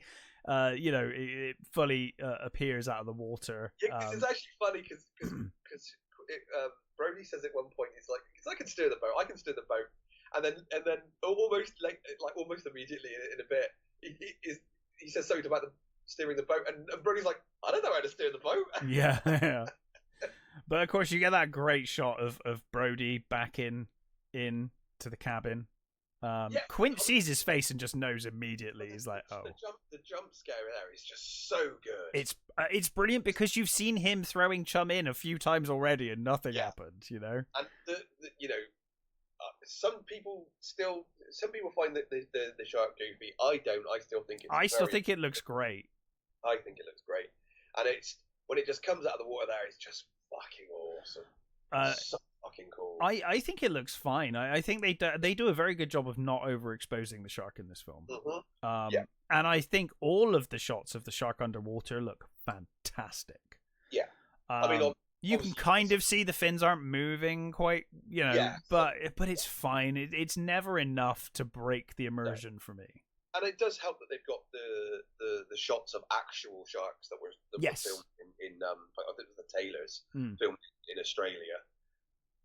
So you do get the real sort of shark shots as well, which helps sort of sell it that little bit better, I think. Yeah. But of course we get the gonna need a bigger boat line. And then the shark is just it's on the surface now. It's just fully revealed. Yeah. And he says, I think Hooper says it's a 20-footer, and Quint says 25. Yeah. As it's sort of sailing, past. And I love that shot from above. You get that shot of it going under wonderful, the boat. Yeah. It's really fucking cool. Mm-hmm. So Quint gets the gun ready for the barrels. And what should say the pop out and Brody going into the cabin and saying you're going to need a bigger boat. Yeah. So the test screening, when the shark came out, there was the thing. He goes into the thing, and the audience hadn't calmed down enough and missed the speech. Missed the thing. Yeah. So Spielberg re-edited it. I think it's great. That slow back in is amazing. Yeah, he made it longer so that people would have more time to calm down and hear what Brody says, which is great. Brilliant. Yeah, that's what test screenings should be for. Not like modern day test screenings when they have them and they're like, oh my god, the whole film is terrible. We need to reshoot everything. Yeah. But yeah, so Quint now has the spear gun, and they're getting ready to basically tie barrels to it. But of course Hooper's also like, I have a shark detector gizmo that I'm going to attach, I need to attach this. And the tension of like, the shark is coming, hurry up, like get it done. Yeah. I love the shark like circling the boat and Hooper's going to Brody. Could you go out there? Oh yeah. He's trying to take a picture. He's like, "Can you go out there?" He goes, "What the hell do you want me to go out there for?" He's like, "Just go out there. Just go out. Could you get on the end?" He's like, "What the fuck do you want me to go on the end for?" He's like, "Because I need something in the foreground to get." Yeah, scale, please. And Brody's like, "Fuck no." I love the barrel tying scene when Quint's like, tie it off, and Hooper's like, don't wait for me. And I love that earlier, of course, Quint was testing him on his knot tying ability, and it all comes down to his knot tying ability in this scene. It pays off, where we've got this like right down to the wire moment where he has to attach the tracker and tie it off, and he does it just in time. Literally finishes the loop when the barrel raises and goes. Yeah. It's great. And of course, the barrel attaches to the shark, but the shark pulls it under. Which I think at this point they're not terribly surprised because of the size of the shark. But the more barrels it manages to keep down, the more surprised they come. I mean, you know, even Quint is at one point is like, there's no way that it's like 3, isn't it? He's like, there's no way. Like, there's no way he can keep that many down, and he bloody well does. Yeah. I love. I love the shots as we go into sunset, and you've just got Quint standing on the end of the boat, just looking like a madman. Yeah, he's got the gun. I like the way he's got the gun resting on the rails. Yeah, and he's just got that look in his eyes. Yeah, he's got his arms sort of folded on top of the gun, and he's just going rocking back and forth and just staring like a complete lunatic. Great, it's a great shot. So the evening time comes, and of course they're all getting a bit drunk at this point, and start talking about their injuries, because Brody's cut, isn't he? He's trying to clean the cut on his head that he gained earlier on. And Quint kind of makes fun of him, and he's like, "Oh, don't worry, it's nothing permanent." He's like, "If you want to see a scar, let me show you this scar." And they kind of go back and forth. I'll show you something permanent. He takes his teeth out, doesn't he? Yeah. And then I think Hooper shows the moray eel injury on his arm. I love this. This is such a fucking good scene because it's all in good fun until it's not. Yep. You know, it lulls you into that false sense of security. We're having fun. Our characters are finally bonding. It's you know. Yeah, you get the easing of the tension between Quint and Hooper. Yes, and I think I love what sort of finally breaks it for Quint. I think is Hooper pulling his chest out and saying, "See that there?" And they're all like staring at his chest. It's like Marianne Moffat broke my heart, and there's just that he just falls into those the Richard Dreyfuss giggles. Yeah, and it's brilliant. Because even by that point, even Quint's like, "Yeah, okay, this kid's all right. I like this kid." I loved it. I'll drink to your leg, you drink to my leg, sort of thing. It's great. I loved it. In the midst of this joking around, Brody looks down at a scar and decides not to say anything. Yeah, it's like an appendix scar or something, isn't it? I think it's.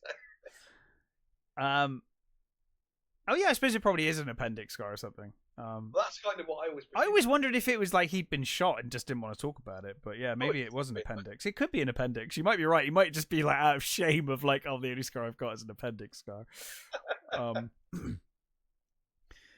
You may well be right. It does feel like he's not quite part of that little thing, but he's there enjoying it. And of course, this takes us on to the story of the USS Indianapolis. I like the way he says it. It's just a patch on his arm. He says, "What's that one?" And he says, "Oh, Quint sort of just throws it off at first. It's like, "Oh, it's just a thing I had something removed." And Hooper says, "Oh, I know what it was." He says, "It's mother." Yeah. And he laughs. And he says, "No," he says, "It's USS Indianapolis." Which Hooper immediately knows what that is. Yeah. His expression immediately changes. Brody, of course, doesn't know. Yeah, Brody's like, "What? I don't know what that is." Yeah. Now, this is a true story, right? This was an actual boat that sunk. It is. It was the boat that delivered the bomb, the parts and stuff for Little Boy, I think it was. Yeah. And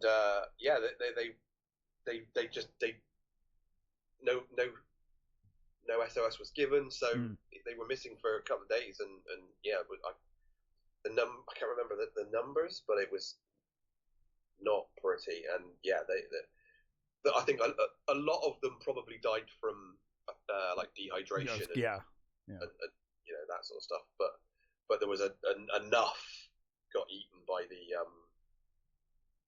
shark. I think it's the biggest shark attack ever, I think. Oh, really? Yeah. I guess that makes sense. I'm trying to find the numbers. It's pretty fucking horrific. Yeah, I mean, he does say in this scene, but I don't know how accurate his telling so of the story of the 1,195 crewmen aboard, about 300 went down with the ship. The remaining 890 faced exposure, dehydration, saltwater poisoning, and shark attacks. So yeah, I can't remember, where is it? I can't find the last bit. But yeah, it was damn horrific. But his Shaw's delivery. Oh, when he talks about the screaming and you know, them all being there in the dark and just waiting, and And he said, I like that he has this thing. He's like, we first of all we thought we'd be like, Waterloo. We form up in squares and we thrash and we bash and they go away. And he said sometimes they did, sometimes they didn't. And I love the whole thing. He says, one day he says, a friend of mine, he says, whatever it is he says he is, and he says, I thought he was sleeping. I tapped him on the shoulder and he upturned like a top. Yeah. He says, clean in half. It's like, oh man, one of the best fucking speeches ever. It just gives such a striking visual. Yeah.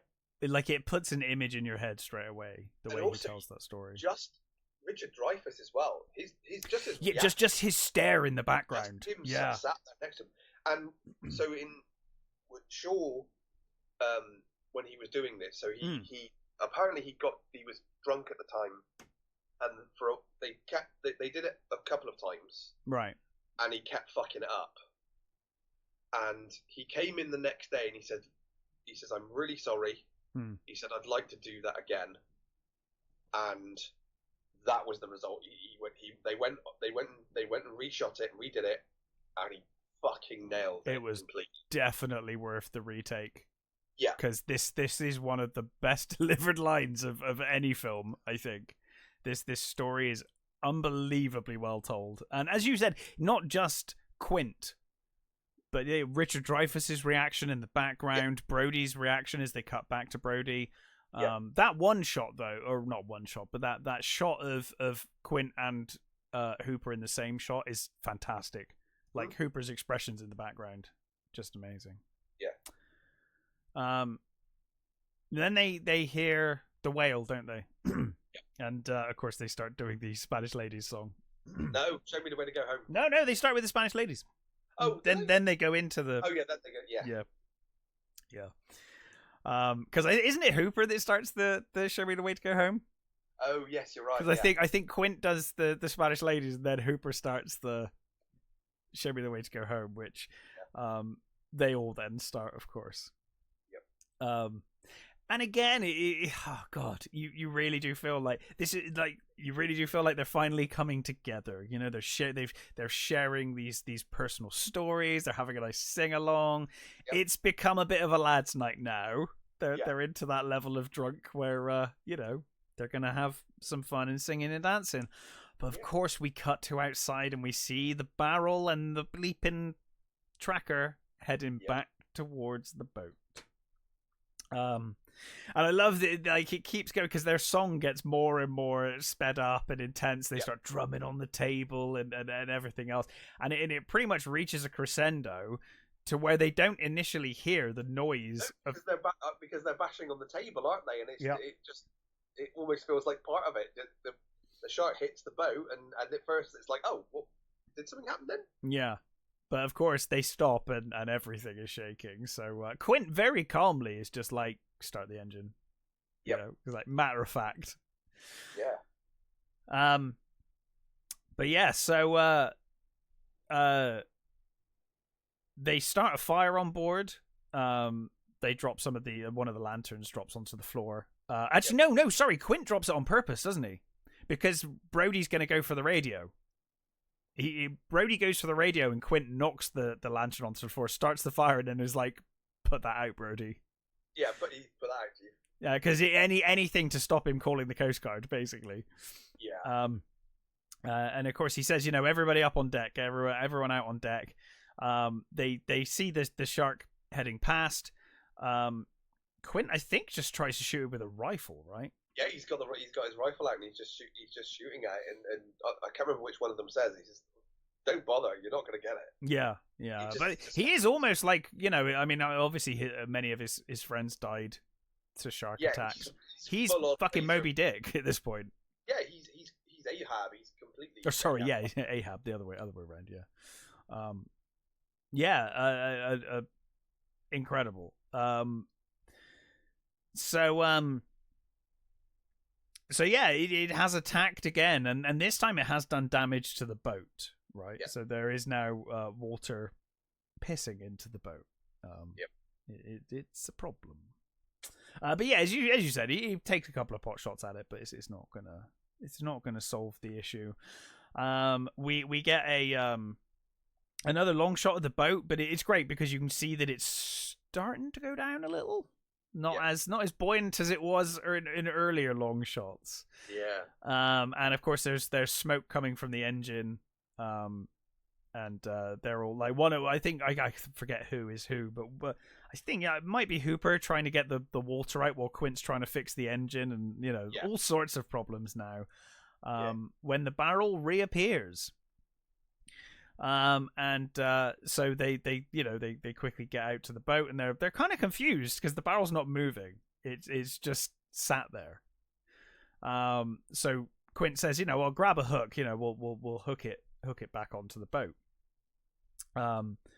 So they start trying to pull it in. And he says, watch your fingers. He says, I've seen lots of torn out from the knuckles. Yeah. And you get another shot this time, and this was like a slightly more goofy one. Is there's the shark, the initial shot of the shark coming out, which is very much like the chum scene, is fantastic. The shot immediately after with the shark kind of biting in the air, that's a little more goofy. I'll give him that one. That's a bit goofy, but I still don't think it's terrible though. No, it's not. I think it's fucking cool looking. That's enough for Brody. He's like, no distractions. I'm calling the Coast Guard. But of course we get Quint with the baseball bat just comes in and smashes the thing to pieces. There's also one that we forgot, actually. There's a one where Brody's wife is calling. Oh yeah, that's right. He's like, oh yeah, we'll call you straight back. He's fine. He's making some. Like, everything's fine here. We haven't found anything. Yeah. Oh yeah, I totally forgot about that. Yeah, that's a great one. It's like he full on smashes it. What I love is he smashes it and then he just hands the bat to Brody. Yeah. It's like, you're certifiable. It's like, he says, that's brilliant. What the hell are we gonna do now?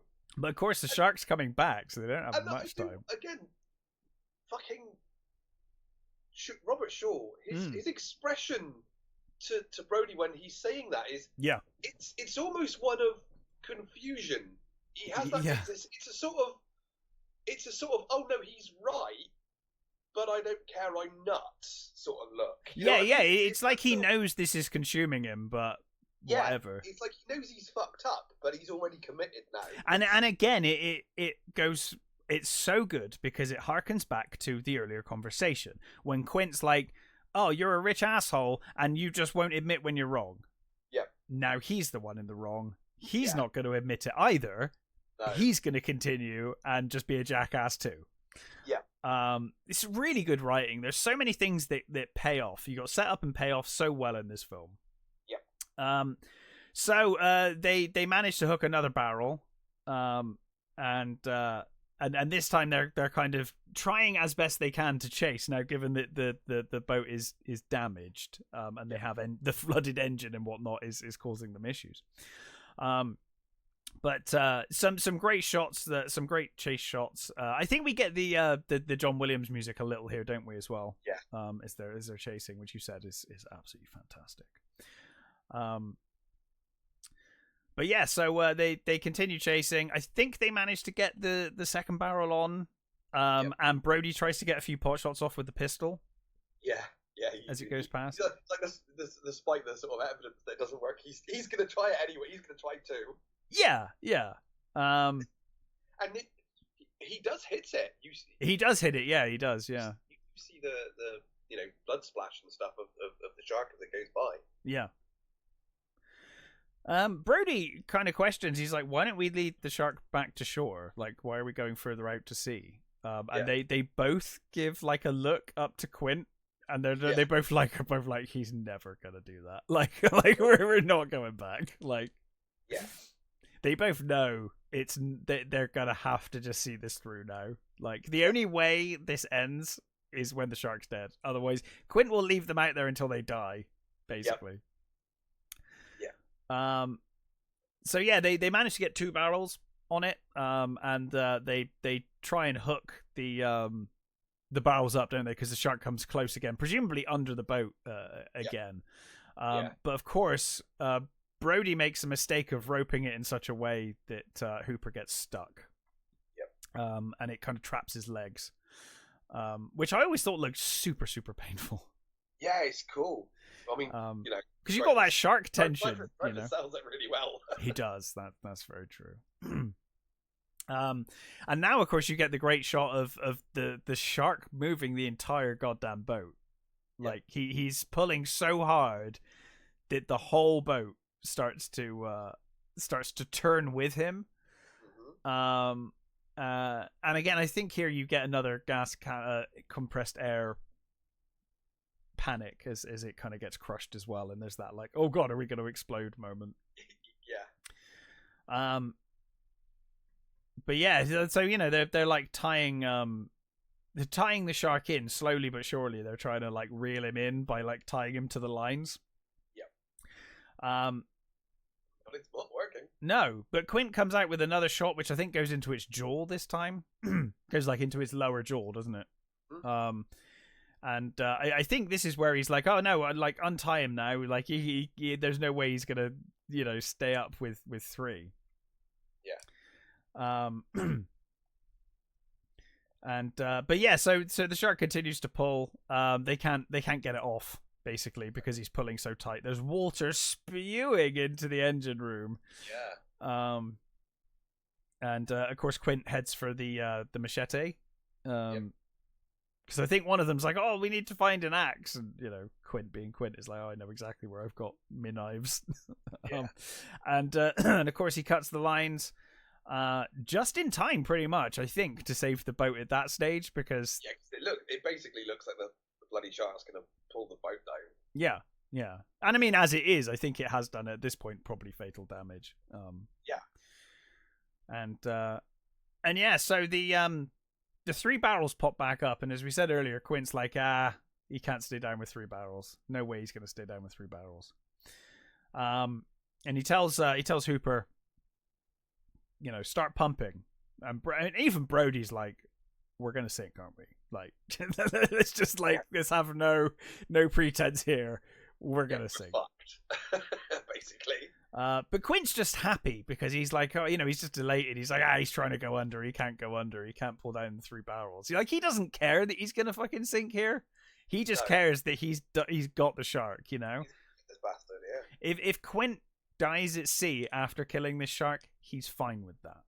Like, this is all he wants. I like this. There's a line. I can't remember if it's this point or was earlier. There's that bit where Quint's laughing and he says, there's a taxidermist in somewhere that's gonna go mad when he sees what I brought him.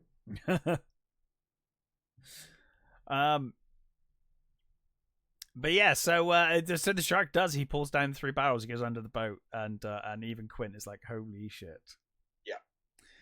This is it's like one of the few times where Quint's like, oh, actually, fuck. Yeah. This is probably the only time other than when he's attacked where you actually see him look scared. He's like, shit. Because he says, because he's at the point where he's like, Hooper, what all that shit you've got. Yeah. We might need it, basically. Yeah. Maybe this tech is the way to do it. Because I think Hooper says that he's got is it strychnine? I can't remember what the stuff is. He says if he can get close enough, he can jab it with that and hopefully kill it. Yeah, it's some kind of poison, isn't it? Yeah, it's like an injectable poison. Quint now is the one suggesting they head to shallower water, which again shows that Quint knows. Yeah. He's like, oh, okay. Might be slightly outmatched here. Yeah, slightly out of my depth. Well, you sort of think that if he'd have, like he wanted to, if he'd have gone out on his own, he'd have probably been long dead by now. Yes. Yeah, definitely. So he's nuts, but he's not that far gone. No, I mean here he's now obsessed with killing the shark to the point that he's speeding up, he's revving this engine, and both Brody and Hooper are like, slow down, like you're killing this boat, like this is not gonna work. And you can kind of see because he's like topping out the RPMs on the thing anyway, and it's like even if this engine wasn't flooded and spewing black smoke, it wouldn't be well anyway. No. But of course he won't listen. No, but he does. He has enough sort of about him to sort of let Hooper do his thing. Yes. It work. Well, of course, everything starts blowing up at this point. You get the engine pretty much explodes. You got smoke billowing out everywhere. This is a great shot when Hooper goes in lower decks, and that's when you fully realize how sunk this bloody thing is, because it's just he's like waist deep in water, or like or even up to his shoulders, like it's really deep. The shark submerges again with the 3 barrels. I guess Quint was right. Like he can't stay down for ever with the barrels. No. He does keep resurfacing. But again, it serves as such a great vehicle for us as the audience to know when the shark is near those barrels. We don't need to see the shark now because we know. That's again, it's what Spielberg was sort of kind of forced to do because the shark didn't work. And it works so well. It kind of saves the movie, really. Yeah. That and the score. Yes. Completely, And the cast. Yeah, well, yeah. But I mean, selling the shark wise. Oh yes, shark wise. Yes, the score. Yeah, absolutely. I totally agree. I love the shot when Quint finally goes below deck, and he has a look on his face, and he's like, "Oh, I really have fucked up." Yeah. Like there's a moment of self-reflection when he's like, "We're fucked." Like he realizes at that point they're screwed, and he actually comes out and gives everyone the life preserver, there's just that silent pause. He does say when he's talking about when he's telling the story about the Indianapolis, he says about them floating out and he's the beautiful line of the worst part for him was waiting to get picked up, waiting for his turn, and he says, "I'll never put a life jacket on again." Yeah, and he comes out and he hands them theirs, and he's just got his like military jacket on, hasn't he? He doesn't have one on himself. He's just nope. I think he puts on his old military jacket, doesn't he? I think he's just it very much feels like Last Stand. Yeah, Last Stand, exactly. But of course, as you said, he says to Hooper, well, that big old needle you got there, and this cage, Gizmo. Maybe it's time for that. And he says, can you get that in his skin? And he's like, yeah, if I can get close enough. And I can only imagine what Quint's thinking. I can't even imagine what Hooper's thinking. I mean, this shark has destroyed a lot. Like, I wouldn't trust that cage at this point. No. I mean, you wouldn't catch me in a fucking shark cage regardless, but even if it's something I thought worked, after seeing what this shark has done, I would not be doing this. No. Although I guess you could argue, what choice do they really have? I would probably try and stick it from the deck, because the thing does keep getting pretty close to the boat. Well, I mean, you kind of think that, wouldn't you? If you maybe put up some more chum, get him close. Yeah, get him grab close him enough. from the deck. Yeah, I think you're right. But no, makes it's lots more fun and dramatic. It's a nice fake out death for us to to assume. Yeah. And I love that as he's getting lowered down, it is treated like a death sentence. The way Brody looks at him and Quint, they're like, goodbye. And I love the way Hooper's like, he's so nervous. Yeah. He hasn't got enough spit for the man. Oh god, yeah. He says like, I haven't got any spit, and it's like that.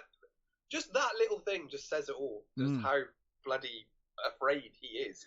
Yeah. But he's bloody doing it. It's wonderful. And rightly so, because the second he's in the water, that shark comes straight for him. Yeah. And you get that great shot, that murky shot of the shark coming towards him, and then on the surface we see the barrels. And I think it's the first time Hooper, obviously, you know, they've seen the shark, but seeing it in the water, the sheer size of the thing, just terrifying. And as you said here, we cut to the actual shark footage. Yeah. So the underwater stuff looks great.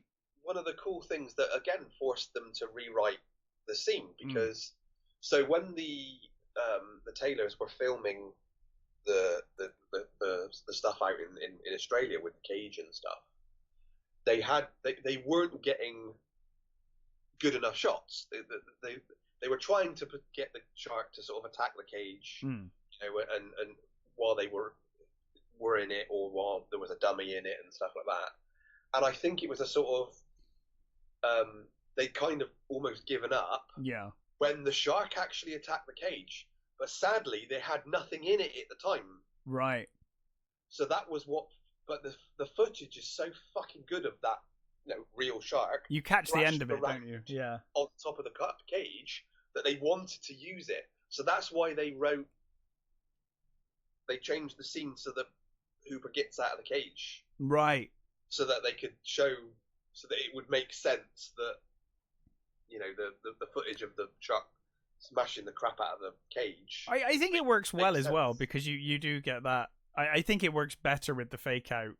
Yeah. You know, that he's like kind of swims out of the cage, because basically he tries to stick it, but the shark hits the cage, he drops it, and then you get that wonderful shot of the real shark, as you said, on top of the cage. And I love the shot of just watching the spear slowly drop. Uh-huh.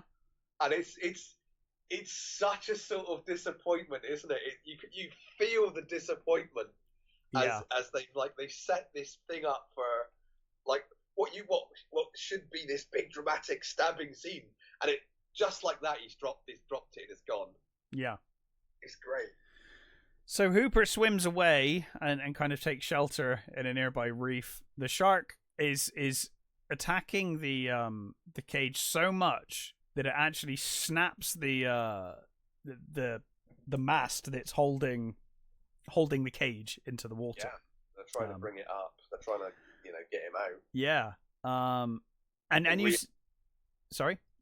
They reattach the winch. Yeah, they attach it to something else, don't they? Yeah. Yeah. And they just pull up this mangled piece of metal that was once a cage. Empty cage, and again, wonderful. Just they look at each other. Yeah. The cage. It's like that. That's it for Hooper. He's gone.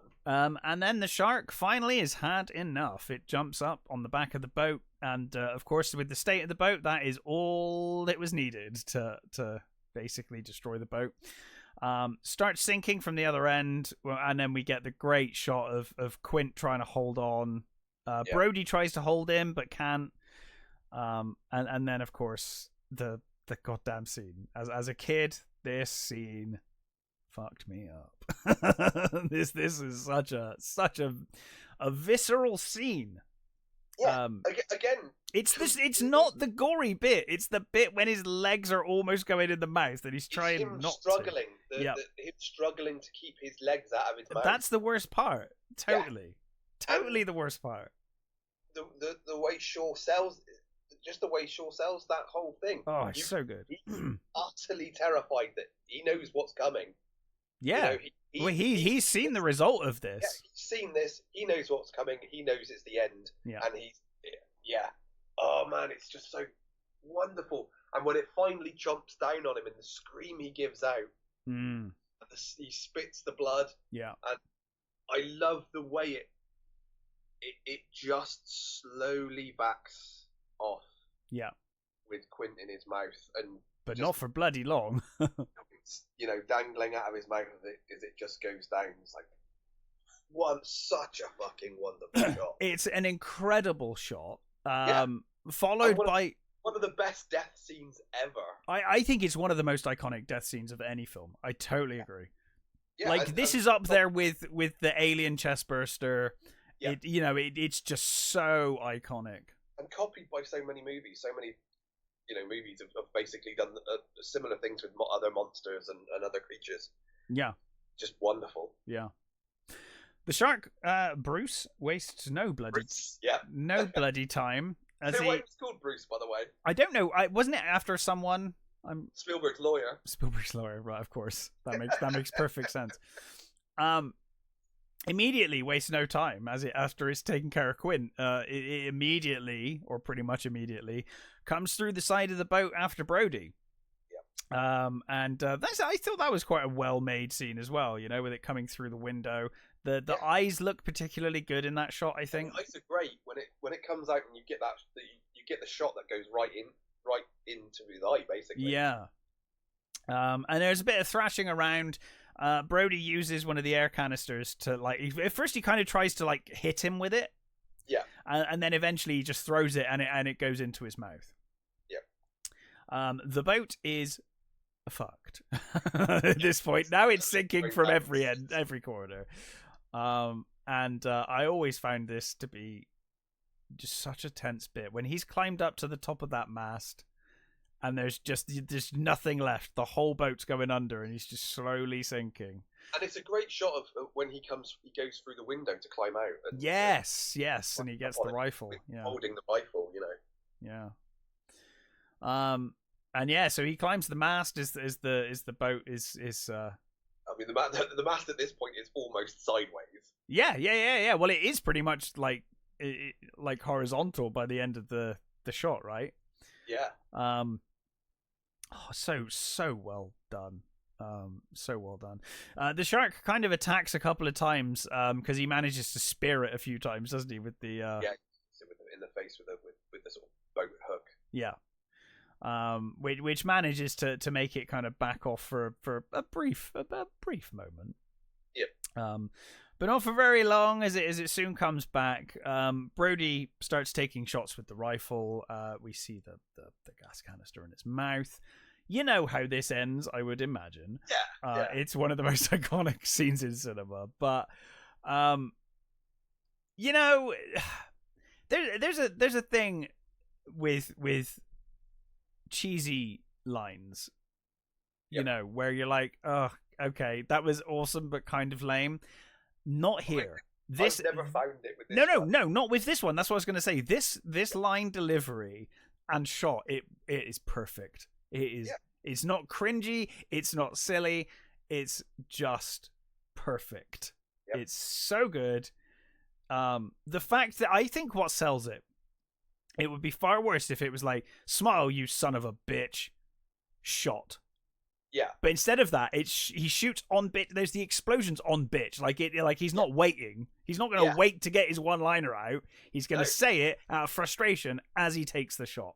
Perfect. Yep. If there was the pause, it would have tipped it. It totally would have tipped it. But I think Spielberg just knew even then well enough. And I love how bloody this shark. There's so much guts and blood. Oh yeah, it's they full on do a whole, Well, I guess Quint's in there and everyone's in there, right? It's like the shark and everyone else. It's like the blood of half the island. Absolute huge slowly. Yeah. And of course we see Hooper comes up the other side of the boat. And it's really cool the way they've done it because you've got Brody sort of breathing and sort of he has his joyous moment where after exploding he's just sort of almost coming down, as it were, and then you get he spots Hooper and is like, oh, he's so happy. They just laugh. I love that laugh they give each other. Yeah, and Hooper says, Quint, and he just shakes his head and goes, no. And I love that Hooper genuinely looks sad about it. He's genuinely even though they never really got on until right at the end, you do feel like they had formed a bond by the end. Yeah. To where you feel like he genuinely does kind of mourn his death and because I feel like Hooper earlier in the movie would have just been like, oh, idiot. but at this point he's like, no, actually, he does like him. And then they swim off, which I always thought at the end of the movie, I always liked that. Even as a kid, I always thought it still feels so dangerous. Now they have to swim back with all that blood in the water, and it's like, I know the big shark's gone, but still. But yeah, and then we kind of get the credits on the beach as we see them kind of coming ashore. Coming to shore, it's a lovely little thing. It's just them coming to shore. It's great. In the book, from what I know of the book, it obviously there's no explosion. No. It basically just succumbs to its wounds. It dies from the wounds. Right. And Quint gets a rope round his leg and he gets pulled off. Right. So he drowns basically in the book. Okay. So they give a much more dramatic death in this. Well, I will say that as a kid, that death, that stuck with me. Yeah. And as we said, it is one of the most iconic deaths. Mm-hmm. And I really like that. There's almost a temptation to start killing them off one by one throughout the course of the film. Yeah. I really like that they are all there right until the very end. Mm-hmm. Pretty much right until the very end. Yeah, because I think in your traditional, what would become a traditional slasher is one after another, another, after another. Well, I think the difference is in a lot of what in movies that come later and things like that. You basically they've got a bigger crew. It's more fodder. Yeah. You need a bigger crew so that you've got more deaths. Basically, you have to up the ante. And the good thing about this movie is it's not that. No, not at all. It's much more character driven, and it's much more, other than the madness of what the shark is, it's a lot more sort of down to earth in that way. It's a lot more sort of less big spectacle sort of deaths, and of course you have the big spectacle death, but it's not like every 5 minutes. But it feels earned. Yeah, it's all set up, it's all earned, and you feel for the characters because you've got to know them. Yeah. So that was Jaws. I think one of the best films of its genre, and I think it's remarkably well filmed and well written. The screenplay, I never read the book, and from what you said, the book definitely doesn't sound as good as the screenplay. No, I don't think so at all. It's just fantastic. I assume everyone listening to this has seen it, but if you haven't, do, because it's a tremendous film. And maybe watch the sequels for different reasons. Sure. The second one is okay. It's more of the same. It's just kind of, it's like a rubbisher version of the same movie.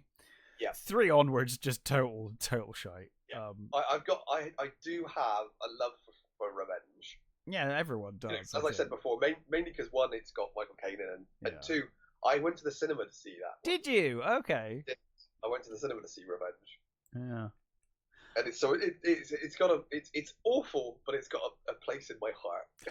3 is the terrible one that I completely understand, because I feel like if someone came to me and they were like, after Jaws 2, like, oh, we're gonna make a Jaws 3, I'd be like, you can't make Jaws. Like, what is there to do? And if someone had turned around to me at that point and gone, Jaws in sea parks, I would have been like, oh fuck yeah, that's actually pretty cool. Like, as a concept, you're like, oh yeah, you kind of got me there, but the execution is terrible.